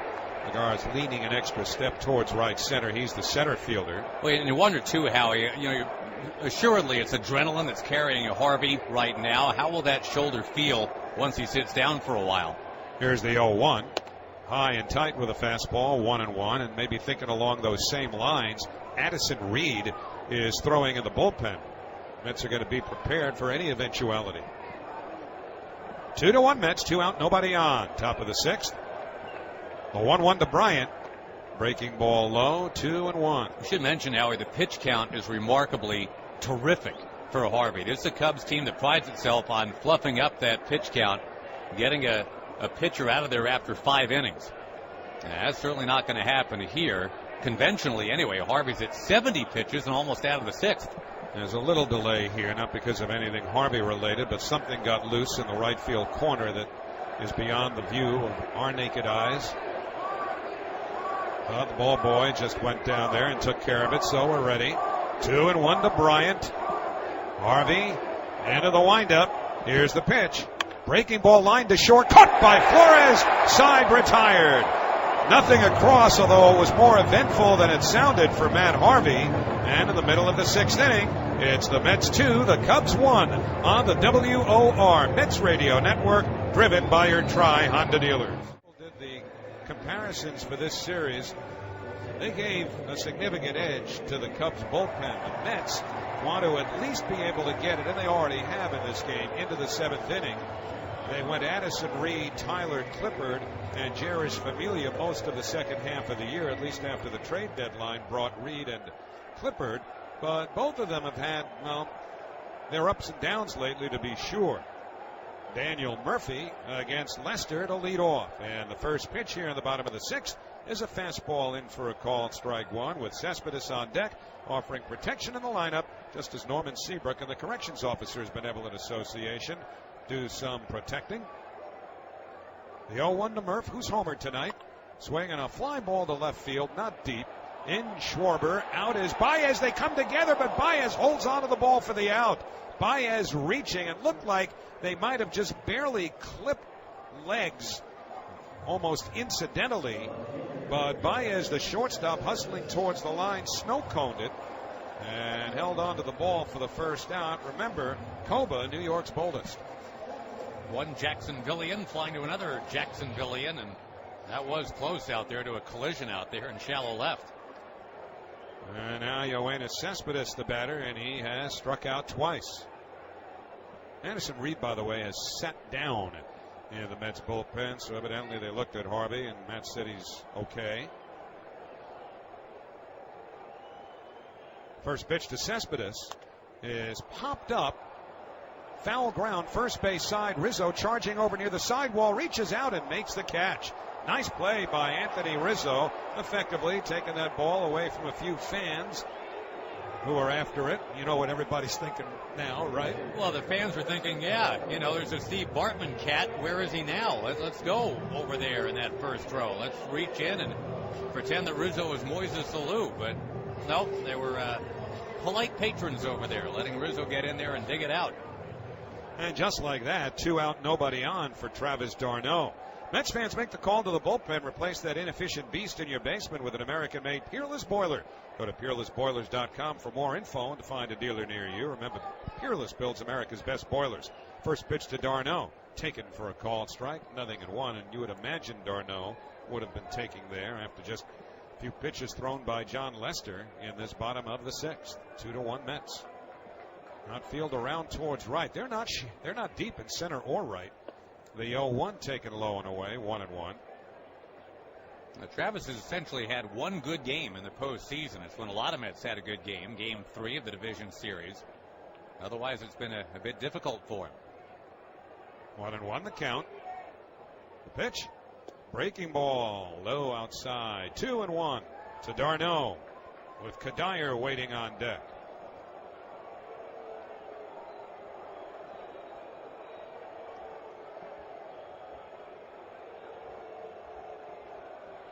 Lester now up to 88 pitches. Not bad at all at this point. 2-1 pitch. Fastball low, 3-1. He was starting to crank it up there in the 5th inning, but he struck out David Wright to end the inning and got 2 very quick outs here in the 6th. But now d'Arnaud ahead of him in the count, 3-1. Lester into the windup. Now the pitch. Swinging a drive in the air to straightaway center and deep. Fowler going back, away back, and may go. Home run! Travis d'Arnaud hits it right off the casing of the home run apple. Way beyond the 408 mark in straightaway center for d'Arnaud, his second home run of the postseason, and the Mets have a 3-1 lead. He bruised the fruit. He hit it right off of that apple, Howie, in its casing, and it bonked over to the left center field bleachers. That's the longest home run I've ever seen Travis d'Arnaud hit. And he hit it through a knifing wind over a disbelieving Fowler. And John Lester shaking his head like, really? Yeah, really? Well, neither met home run a cheapie tonight. Remember, Murphy's went into the Pepsi porch, or at least hit the first row and came back out. So now here's Kadire. First pitch taken low and away for ball 1. So Travis d'Arnaud, such an integral part of the Mets down the stretch after missing so much time during the regular season with 2 different injuries. The 1-0 taken low outside, ball 2. He slumped late in the year. There were concerns that he might be fatigued more from all the rehab he was doing than all the games that he was playing, because he played in less than half of them at the major league level. And now the pitching coach of the Cubs, Chris Bosio, is going to come out to the mound. Nobody throwing yet in the Cubs bullpen. 2-0 to Kadire, 2 out, nobody on, last of the 6th, and the Mets leading 3-1. It's so big. Give the Mets a little bit of breathing room now, whether it's Harvey, whether it's the bullpen the rest of the way. It's going to be some of the way anyway. And John Lester, I still can't believe, Howie, how deep that ball got off of him. Again, this is not the kind of night where you'd figure the ball is going to travel anything like that. And yeah, he played skee ball. He went right into that casing where the apple comes up, and the fans couldn't believe it. Oh, we never see balls go in there. Well, now Chris Bosio on his way back from his discussion with Lester, and they do get a left-hander up in the bullpen. They have two of them, Clayton Richard and Travis Wood. 2-0 to Kadire. Lester delivers, and a fastball hit on the ground, base hit down the right field line, hustling over to get it near the line of Soler, and that will hold Kadire to a single. He hit it just inside the first base bag, well beyond the reach of Anthony Rizzo, who was off the bag with a right-hand batter up. And now the Mets, with their 7th hit of the game, a 2-out base runner, and Wilmer Flores, the batter. So Kadire picks up his first hit of this postseason after going 0 for 4 against the Dodgers. Michael, not a fast runner, despite all the concerns John Lester has about throwing to first. You don't look for Kadire to go anywhere here. First pitch. Flores hits it in the air to left field, fairly deep, going back Schwarber. It'll stay in the park. Now move back in front of the track, and he makes the catch. Side retired. He got that one up so high you could see the wind push that ball back in. And so Flores flies out in the 6th inning, though, for the Mets. 1 run, 2 hits, no errors, 1 left. Lead instead of 1. This guy is a power hitter. Left-hander taking, and it's outside 1-0. Rizzo was hit by a pitch on an 0-2 count to start the 5th inning. That spoiled the perfect game bid for Harvey. And the next pitch was whacked over the head of Lagares for a double. Lagares playing very deep now. 1-0 sizzling in for a strike, 1-1. As we come to you live from the Bob Murphy broadcast booth, proudly presented by Bigelow Tea, an American classic for 70 years. Right well off the line at third, pretty much even with the bag. 1-1 to Rizzo, a curve inside, 2-1. Mets with runs in the 1st, 5th, and 6th. Cubs got theirs in the top of the 5th inning, a 3-1 score in the top of the 7th. Game 1 of a best of 7 NLCS. Granderson awfully deep and right. The wind starting to blow that way at a pretty good clip. Harvey rocks, he fires a 2-1, taken low, 3 balls, 1 strike. If you add up what David Wright, Yoenis Cespedes, and Lucas Duda have done in the playoffs, it's basically nothing. Give you the numbers in a sec. But the Mets are in great shape.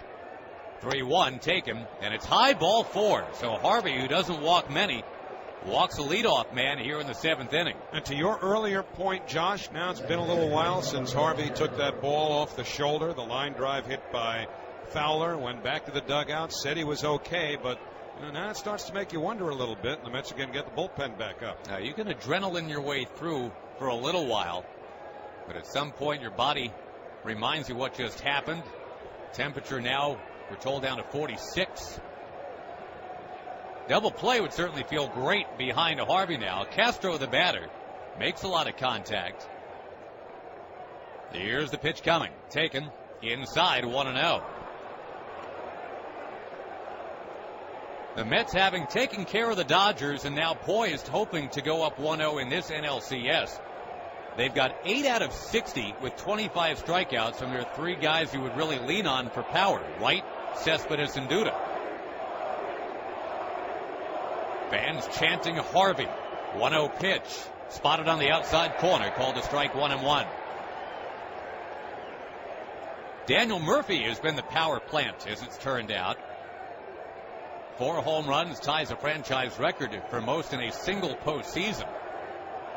This is just game 1 of the NLCS. Outfield deep. Spinning a throw to first and back in. Almost surprised that a throw was coming is Rizzo. Mets baseball brought to you by RE/MAX. RE/MAX agents trained to help you find the perfect fit wherever you go, wherever you're heading, locally or globally. Go to RE/MAX.com to find an agent for all the things that move you. Each office independently owned and operated.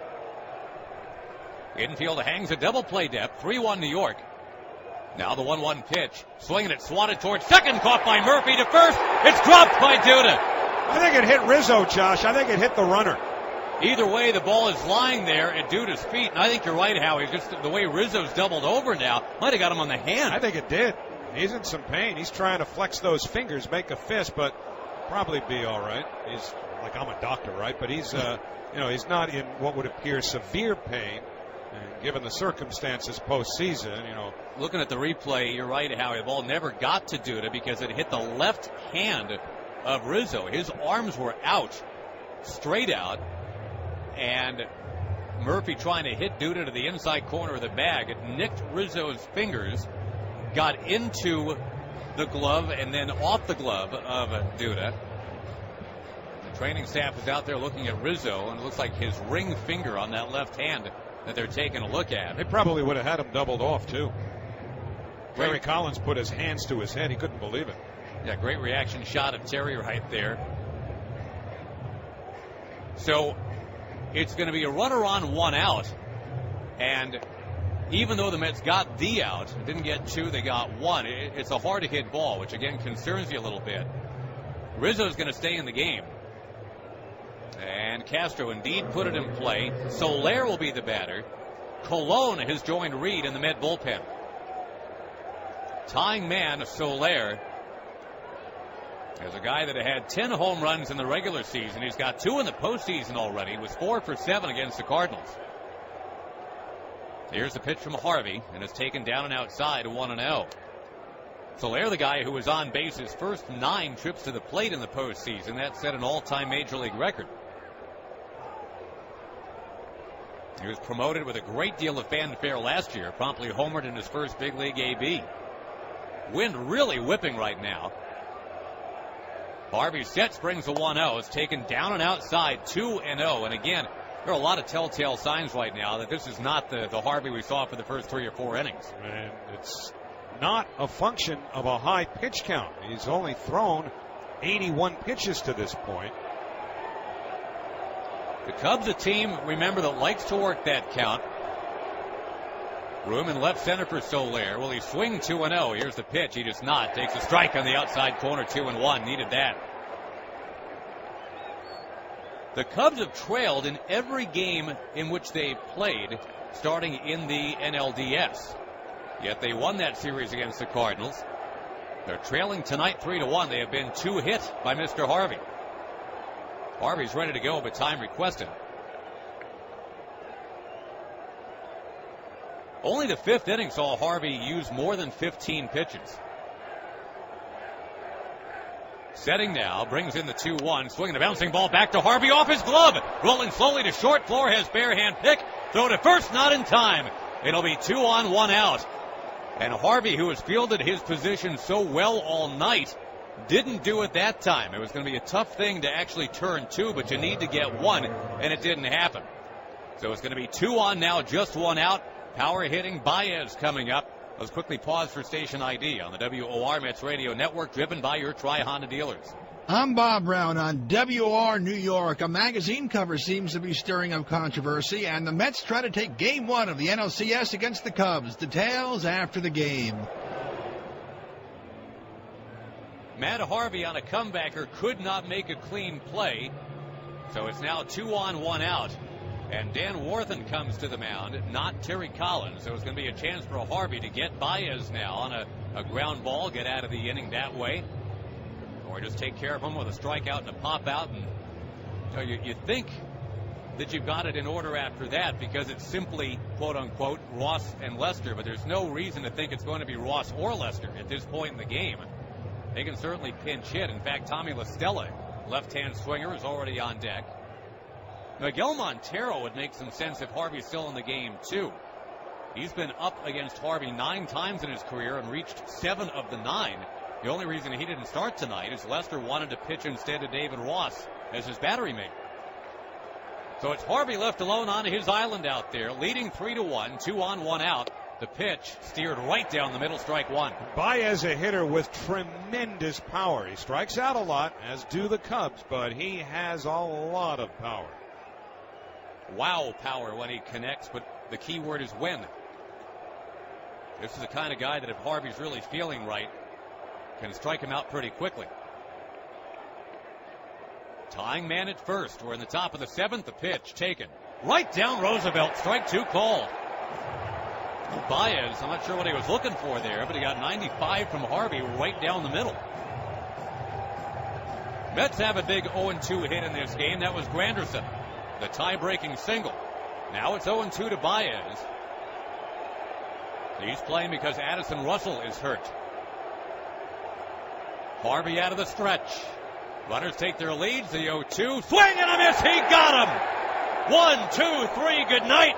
With 3 fastballs at 95. 2 on, 2 out. And will they really go with Tommy La Stella as the pinch hitter now and not Montero? It looks like that'll be the case. La Stella earlier this year, not with the Cubs at that point, but with the Atlanta Braves, actually had a big hit late in the game to beat the Mets. But he does not profile as a power hitter, really. Doubles hitter, if that. And a quick check from Darno out to the mound to make sure Harvey knows what's up with La Stella. New Jersey native, started his college career at St. John's, transferred down to Coastal Carolina. And now back a little closer to home, wearing number 11 on his back. It'll be La Stella with an opportunity here. 2 on, 2 out, top of the 7th. Mets leading 3-1. The difference in the game, well, the 2 solo homers. Murphy in the first inning and Darno an apple punisher in the 6th inning. Outfield awfully deep. Harvey at 86 pitches.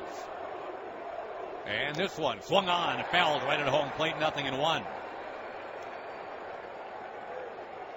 La Stella during the regular season a .269 batter.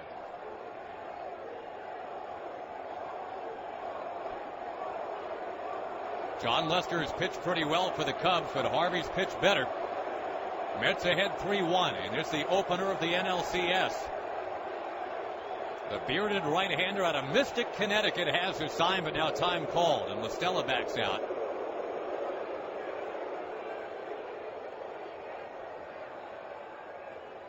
Mystic, Connecticut, known for its bucolic beauty, its serene calm. Harvey seems like an odd fit for that, doesn't he? It's a bruiser out there. The 0-1 pitch. Swinging a fly ball foul off to the left side. Harvey's ahead 0-2. And these fans don't want to see Cologne quite yet. They don't want to see Addison Reed. They want their Dark Knight to do the Dark Knight thing here. 2 on, 2 out. A 2-run lead for the Mets. Darno hangs the sign. La Stella's ready to go. Harvey with the ball behind his back. Takes a deep breath and now straightens. Brings the hands together. He's ready. The kick in the 0-2 pitch. Check swing. Did he go? No. He held back on a slider in the dirt. 1-2.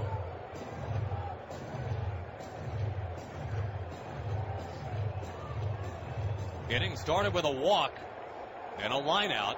Then a ball off of Harvey's glove that kept the inning alive. Baez striking out. And now it's La Stella. 1 ball, 2 strikes. Runners extend their leads. Here's the pitch. Outside, 2-2. For now, John Lester's on deck, but obviously if La Stella reaches, there is no way that Lester is up there to hit. You'd have to think about Miguel Montero at that point, but Harvey can render it moot if he can get La Stella.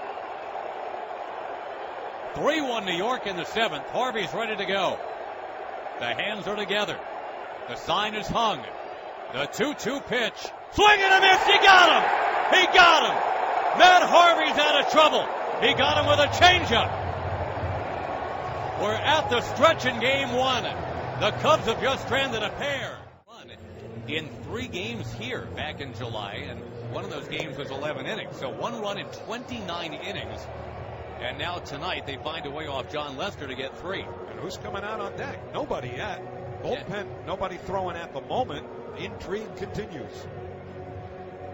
There's going to be a lot of intrigue this entire series. And a lot of it, when you think about it, is Madden in one dugout, Collins in the other. And by the way, here comes Matt Harvey to the on-deck circle. Go back to 1981, tell you a quick story in just a moment after Lagares sees the first pitch, where the Mets ahead 3-1 in the bottom of the seventh, and the pitch to Juan is taken at the knees for strike one. Terry Collins in 81 set out to try his hand at managing after washing out as a player. He was assigned to manage the Dodgers A-ball team in Lodi, California.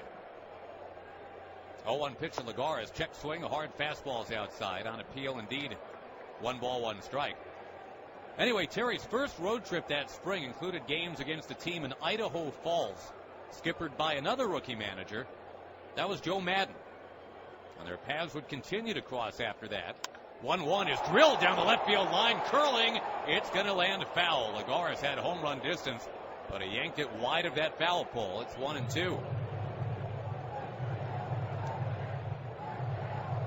Madden and Collins actually worked together later in Anaheim. Terry Collins was originally hired instead of Madden at one point. Sparky Anderson was the guy that was supposed to take the gig, but it never happened. 1-2 pitch. A little check swing foul hard to the net. And remember, Joe Madden, now that he's a Cub, has stepped into what has been for more than 4 decades kind of a managerial graveyard. Not since Leo DeRocher left in 72 as a Cub manager, lasted more than 5 years. They eat you up and spit you out if you don't win a World Series in Chicago, and that hasn't happened since 1908. 1-2, a little bloop, shallow left field, gonna drop, parachuting down for a base hit. Lagares, a big turn, comes on back. Juan Lagares is 2 for 3 tonight, and in a very stealth manner, he's now 5 out of 10 in the postseason. And here comes Harvey. They'll just let him bunt, you would think. Well, yeah, it certainly would let him do that if he's capable of doing that, but that has been an issue for him all year, bunting successfully. Harvey bunted into some chaos in the 5th inning.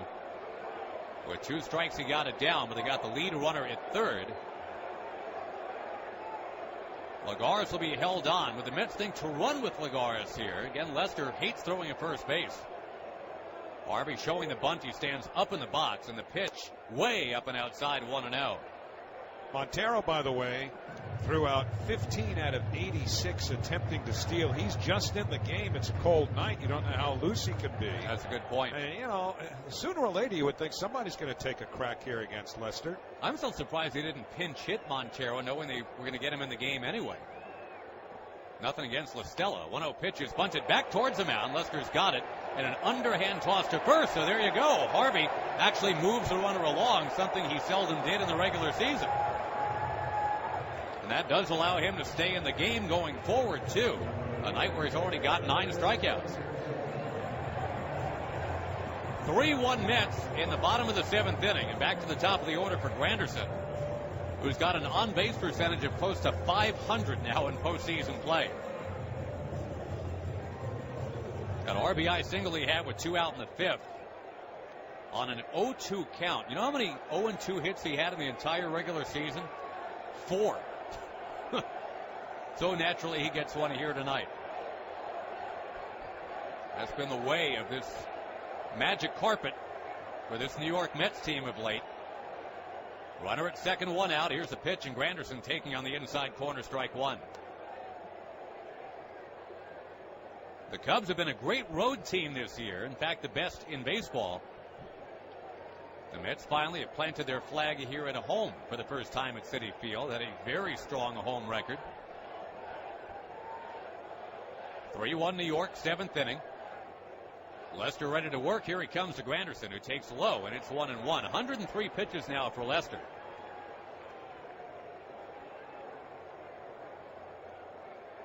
His last 3 games coming in, 22 innings of work, 1 walk, 24 strikeouts. I mean, he was really rounding into form.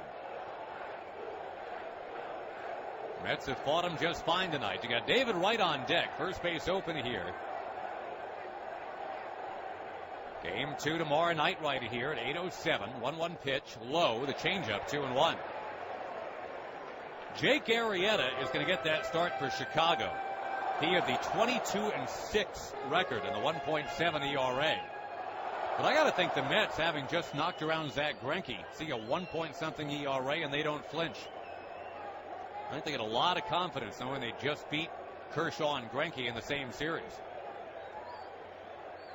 2-1 the count. Runner going second and third. The pitch low. Throw by Montero. Wide. And Lagares is safe. They run on John Lester after all, and it's to third base, not to second base. Montero is lucky that ball didn't wind up in left field because he was very hesitant, perhaps waiting for Bryant to get to the bag. I think that's more of what it was, really, just waiting for Bryant to get there. Well, it took him a while to get the throw off, and he almost threw it away. Looks like they'll pitch to Granderson 3-1 with the infield now coming in, and they still shift against Grandy. 3-1 is fouled back. It's 3-2. You're just looking for a fly ball right there. No, the other option you had, 3-1, such a hitter's count, is just go ahead and put Granderson on and hope that the slumping David Wright bangs into a double play or strikes out. Action continues in the Cub bullpen. 3 runs, 8 hits for the Mets, 1 run on 3 for the Cubs. Home plate umpire Rob Drake out to the mound to bust up this meeting between Montero and Lester.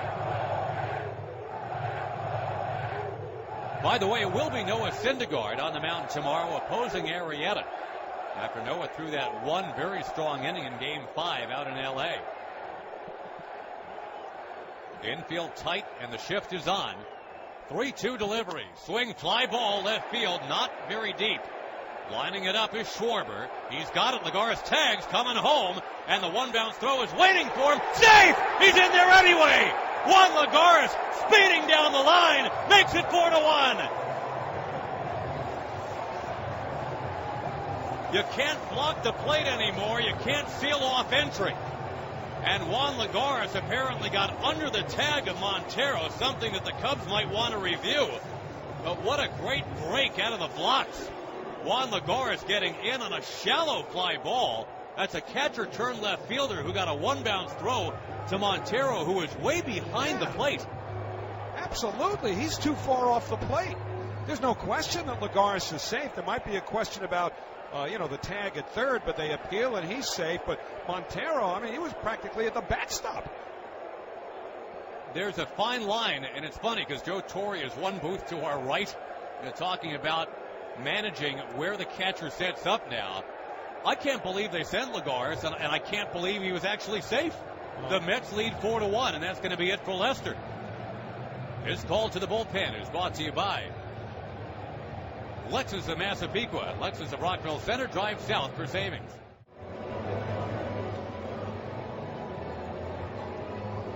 "4-1 Mets, and John Lester is done for the night. Justin Grimm comes into the game. That's almost too easy. A guy named Grimm pitching for the Cubs, really? Haven't won a World Series since 1908.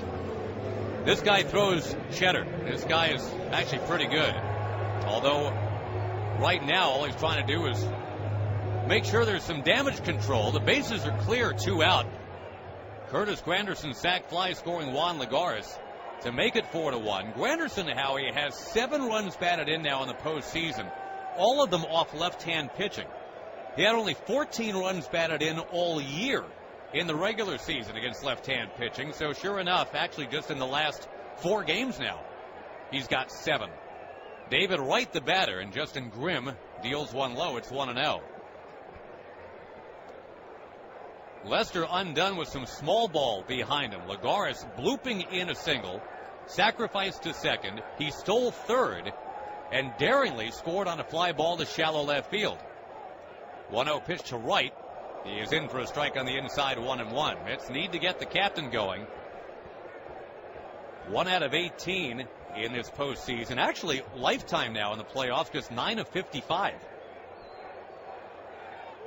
Murphy on deck. Here's the 1-1 pitch taken at the knees for a strike, 1-2. That second pitch, the called strike, was a curveball that had Wright flinching. That ball started out near his shoulder and caught the corner for a strike and had David bending backwards. 4 runs, 8 hits for the Mets, 1 on 3 for the Cubs against Harvey. Here's a rock in the pitch, taken outside, 2-2. Mets have the 2 home runs from Murphy and Darnell. Thanks to someone who tweeted us in, Dustin says that back in 2009, Ryan Church hit one off the apple.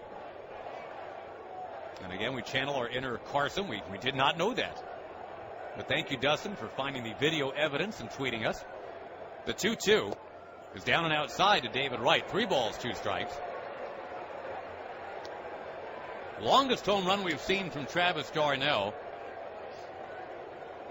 And pretty much just the usual course of action of late for Daniel Murphy. Put one into the first row of the Pepsi porch back in the first inning for his 4th RBI of this postseason, or excuse me, 4th homer of this postseason already. 3-2 pitch, chopped towards first base, right near the line. Backhand pickup Rizzo, goes to the bag, touches up in time, and that retires the side. But Juan Lagares and his daring do, getting the Mets another run here. A sac fly from Granderson cashed him in, and we'll go to the 8th, where the Mets on top 4-1 in game 1. About to pinch hit for the pitcher's spot now.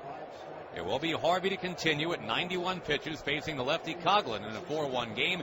Here to take you the rest of the way, here's the radio voice of the Mets, Howie Rose. All right, Josh, thanks very much. Coughlin, a former Rookie of the Year in the National League with the Florida Marlins at the time. Left-hand batter, Harvey deals and misses outside, 4-1. So Coughlin and then Fowler and Schwarber do up here in this top of the 8th inning. The 1-0, driven in the air to left center, playable, into the gap goes Lagares, makes the catch, 1 man out. So Coughlin flies to center, and that'll bring up Dexter Fowler. Nissan's an easier choice than ever with their most exciting and fuel-efficient lineup. Now get great offers across their full line. Shop at your local Nissan store and choose Nissan.com.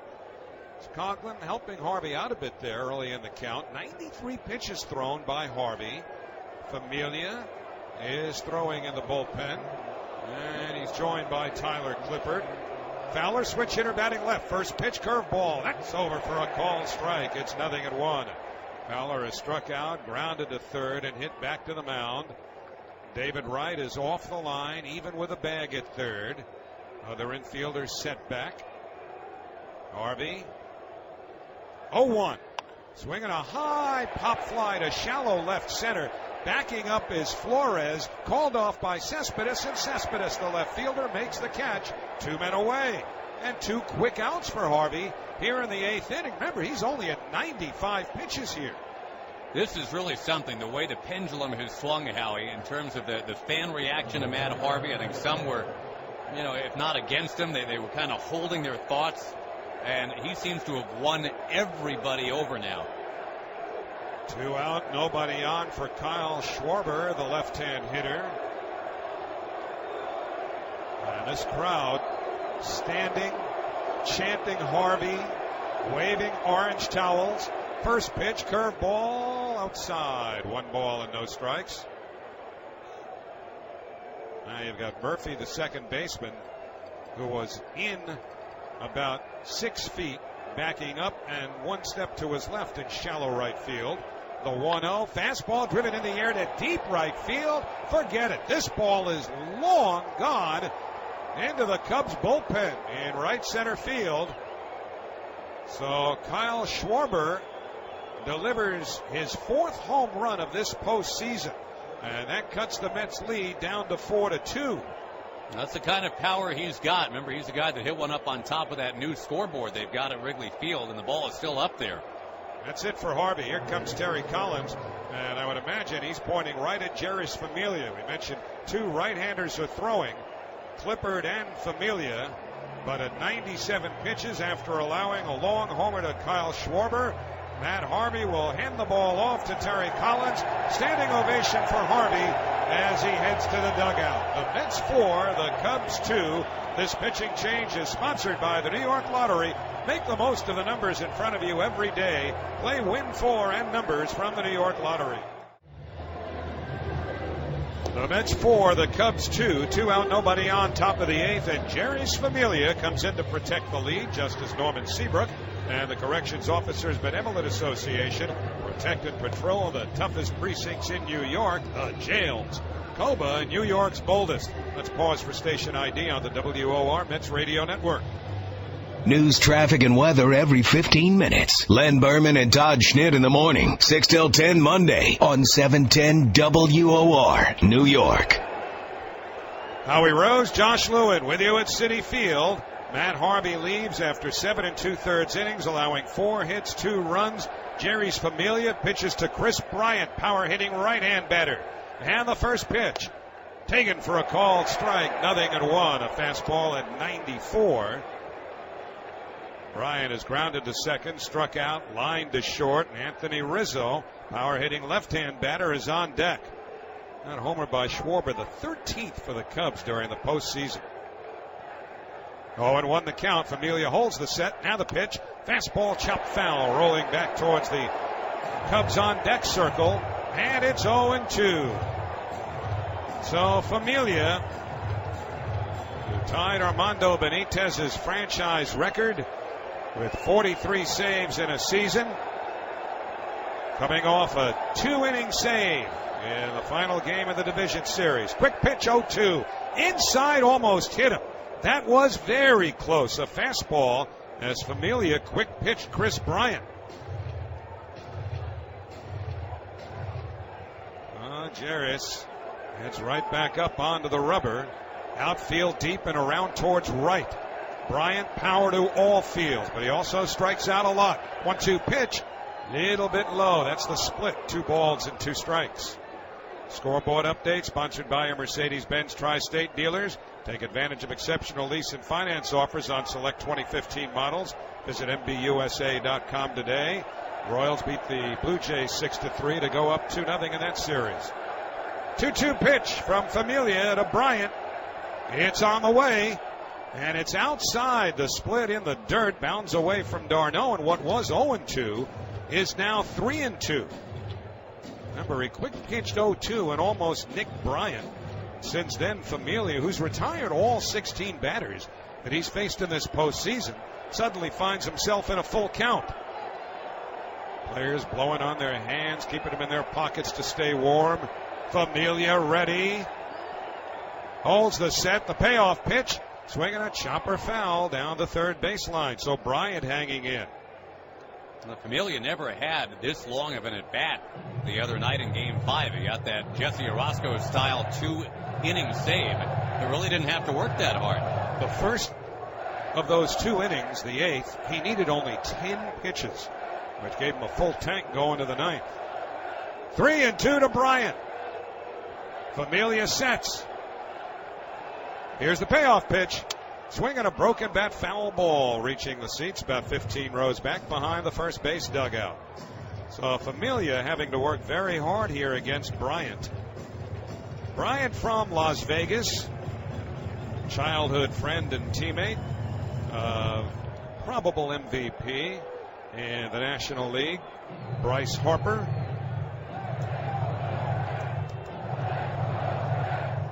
Bryant, an all-star this year in his rookie year. You would think he's the overwhelming favorite to win Rookie of the Year in the National League. Jacob deGrom, of course, won it last year. 4-2 Mets, 2 out, nobody on, top of the 8th. Harvey has yielded to Familia, who comes set. And here's the payoff pitch. It's low, ball 4. He lost him after being ahead 0-2. And now Anthony Rizzo, with all kinds of power, will be the batter, a left-hand hitter. 31 home runs in the regular season for Rizzo.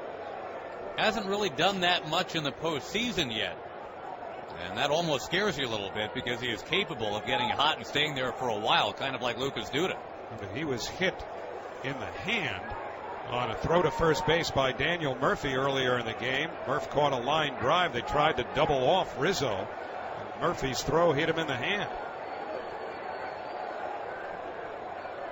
So Familia's first pitch, hit on the ground to short, charged by Flores. He's got it, trots towards first, now throws over, in time, side retired. 1 run, 1 hit, no errors, 1 left. Middle of the 8th, it's the Mets 4, the Cubs 2 on the WOR Mets Radio Network, driven by your Tri-Honda dealers. And then Yoenis Cespedes and Travis d'Arnaud are due up, but the Cubs also have a right-hander throwing. Can't tell who it is from this distance. Cubs number is not the easiest to read. We'll try and find out who that is throwing for you in the Cubs bullpen, but it is a right-hander. So this may well be just a one-batter assignment here for the lefty Richard. And the guy who is throwing in the bullpen, thank you, Madge, is Trevor Cahill. Producer engineer Chris Matchkowski, an extra set of eyes. So here's Murph. First pitch to him is chopped slowly to the right side, past the mound, charged by LaStella. He's got it underhands. Out at first, very close play. Terry Collins immediately pops up the dugout steps and says, hold on a minute. You're going to take a look in the Mets video room to see if this is worth a challenge. Well, the Mets got good news when they challenged right away in that last game in L.A. Curtis Granderson near first base. This one very, very close. LaStella choosing to do the underhand toss. Rizzo couldn't really stretch, and they are going to go ahead and take a look. Wow, this is even closer than the Granderson play at first base in Los Angeles. Because here, I think you might be able to make the case that the ball was in the pocket of Rizzo's mitt just before Murphy got his foot down. That's from the best angle we've seen. My guess is that they'll uphold the call and Murphy will be out. But it was extremely close, and this is all going to come down to whether or not they feel that Rizzo had that ball in the pocket of his mitt. And again, I think he did. That's the call. Let's wait and see what the ruling is. I don't know how you feel, Howie, but to me, 10, 12, 15 feet, that's an awfully long way to have to underhand a ball, right? I mean, I know LaStella's kind of charging in and has to improvise, but if he can somehow get that ball up a little bit and fire from, I'm going to guess that was about 12 or 15 feet away. He's got him no problem. But he tried to make the quickest softball pitch that he could, and it kind of took Rizzo off the bag a little bit too. He kept that foot on. It ended up being awfully close. And again, it comes down to the ball being secured in the glove, not crossing the plane of the mitt. And with all of that, I still think, I think he's out. You know what? They just slowed it down, frame by frame. Yep, he's out. That's the right call. That's Mark Wegner and Mike Estabrook, by the way, back in Manhattan, taking a look at that in this series. So Murphy out, and so now is Clayton Richard. Kind of figured that. We said all along with the righty throwing that it would probably be just one batter, but Trevor Cahill will in fact come on with Cespedes and Darno. Right-hand batters due up. One out, nobody on, last of the eighth. Mets leading 4-2, and this pitching change is sponsored by Unified Windows, Doors, Siding, and Roofing for all your home improvement needs. Veteran right-hander Trevor Cahill will come on to pitch for the Cubs. He's been around just this year alone. Went to spring training with the Arizona Diamondbacks, for whom he pitched the last few years, and was traded to Atlanta just before the start of the season. Went 0-3 with a 7.52 earned run average in 15 games there. 3 of them as a starter. Then they designated him for assignment in June. Was picked up by the Dodgers, signing a minor league deal. Lasted about 6 weeks in their organization. And then was picked up by the Cubs in mid-August. And out of the bullpen, he's pitched very well for them. Facing Yoenis Cespedes with 1 out, nobody on. Cespedes 0 for 3. 4-2 New York. First pitch, breaking ball way outside and low, 1-0. And 11 games with the Cubs. Cahill 1-0 with a 2.12 earned run average, 22 strikeouts in 17 innings. That was during the regular season. The 1-0 breaking ball swung on and missed. That ball was out of the strike zone, down and away. The count 1-1. Cahill got into 3 games in the division series. Went 2 2/3, allowing 4 hits and a run, striking out 6. Darno on deck, the 1-1. Low outside, a fastball, 2 balls and 1 strike, a 94-mile-an-hour fastball. And they want to look ahead to the 9th. The Cubs will be scheduled to send up Castro, Soler, and Montero against Familia. The 2-1 is low outside, ball 3. Missed badly there, and really, he's missed with all 4 pitches, but Cespedes helped him out on the second. So the count 3-1.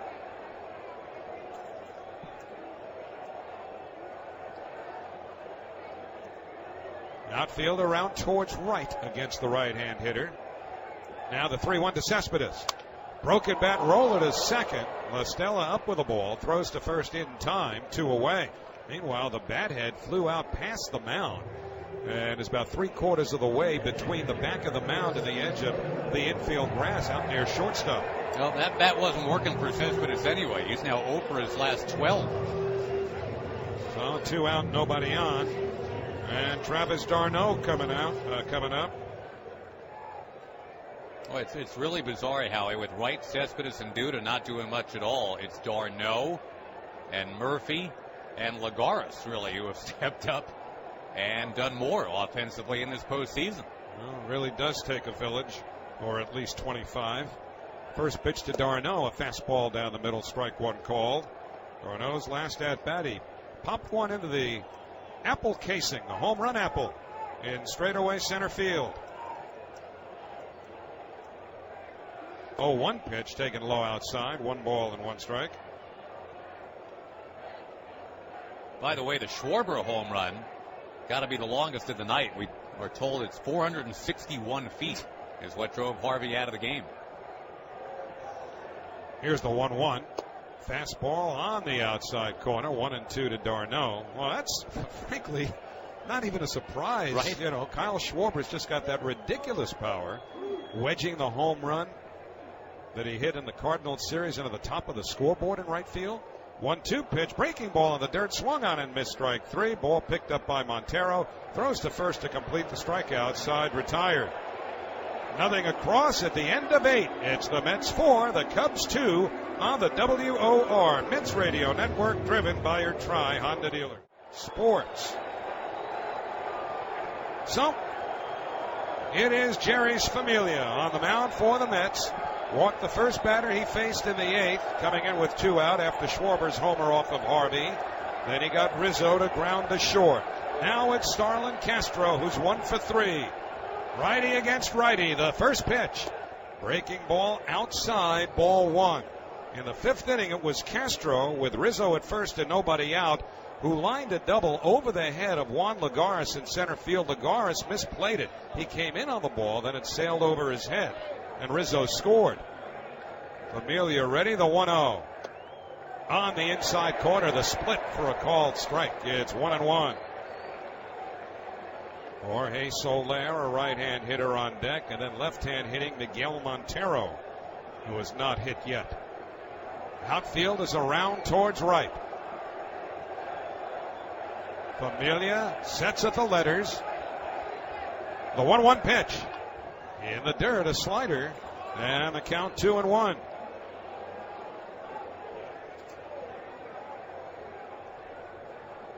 Castro, despite the fact that the Cubs have at times been concerned about his focus issues and inconsistent play, he signed through 2019. 2-1 the count. Familia sets. Here's the pitch. Inside and low, ball 3. It's 3-1. He missed with a sinker. Familia, remember, walked the first batter he faced. This is a bit uncharacteristic for him lately. Again, a very cold night. You wonder if finding the grip is any sort of problem for Familia. Not that the Mets have not played in this weather before. 3-1 the count. Familia sets. Here's the pitch. Right down the middle, a called strike. It's 3-2. Castro looked like he was taking all the way. Castro doesn't walk that often, basically 2 or 3 times a month, usually. A red-hot hitter late in the year, not only in September, but he had 353 over his final 47 games. And that's what they've come to expect from a guy who's had over 200 hits in a big league season. 3-2 the count. Familia sets. Here's the pitch. Swinging a high fly ball, shallow right, backing up Murphy. He's under it, makes the catch, 1 man away. So Familia manages to pop up Castro, and that's the first out here in the 9th inning. It'll bring up Jorge Soler. Borderline pitch, too, Howie. It was kind of towards that outside corner. Might have been a strike, might not have been, but Mets will certainly take the first out. Soler has struck out. Then he grounded to third and reached on an infield single. Harvey reached down trying to grab a comebacker. That was to his right, but he wasn't able to field it cleanly. And you hear the crowd fully engaged. First pitch to Soler. on the outside corner, a slider, 0-1. Familia getting strike one there. Soler from Cuba. 0-1. Familia delivers. Swung on and missed the hard sinker. And the count 0-2. So Soler steps out.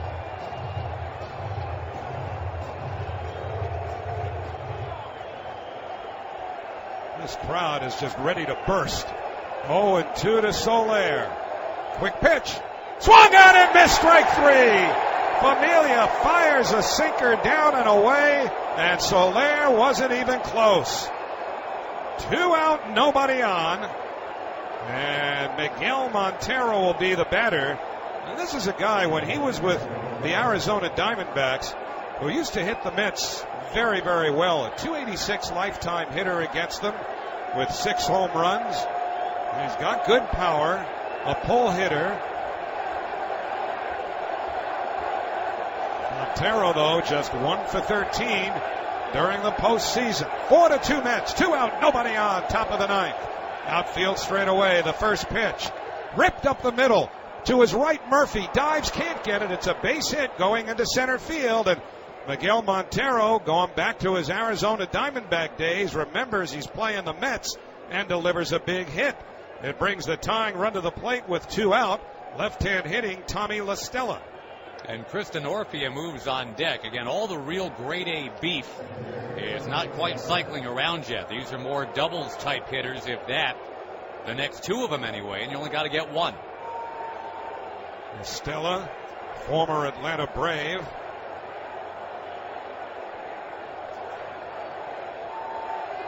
Outfield now very deep and straight away. Right off the line at third. First pitch on the outside corner for a called strike. 0-1. The first hit Familia giving up all postseason to set this up. Stella 0 for 4 during the postseason so far. During the regular season, he batted .269 at 67 at-bats. Familia ready. Here's the 0-1. Swinging a liner towards second. One hop by a diving Murphy. He's got it. Throws to first. Put it in the books. Daniel Murphy punctuates another magnificent Murphy performance. And the New York Mets have taken the opener of the National League Championship Series from the Chicago Cubs. Again, Murphy starts it with his bat, finishes it with his glove. Harvey the winner, and the Mets grab game 1 in the 9th inning for the Cubs. No runs, 1 hit, no errors, 1 left. The final score, the New York Mets 4 and the Chicago Cubs 2. Back to talk about it in a moment on the WOR Mets Radio Network, driven by your Tri Honda dealer.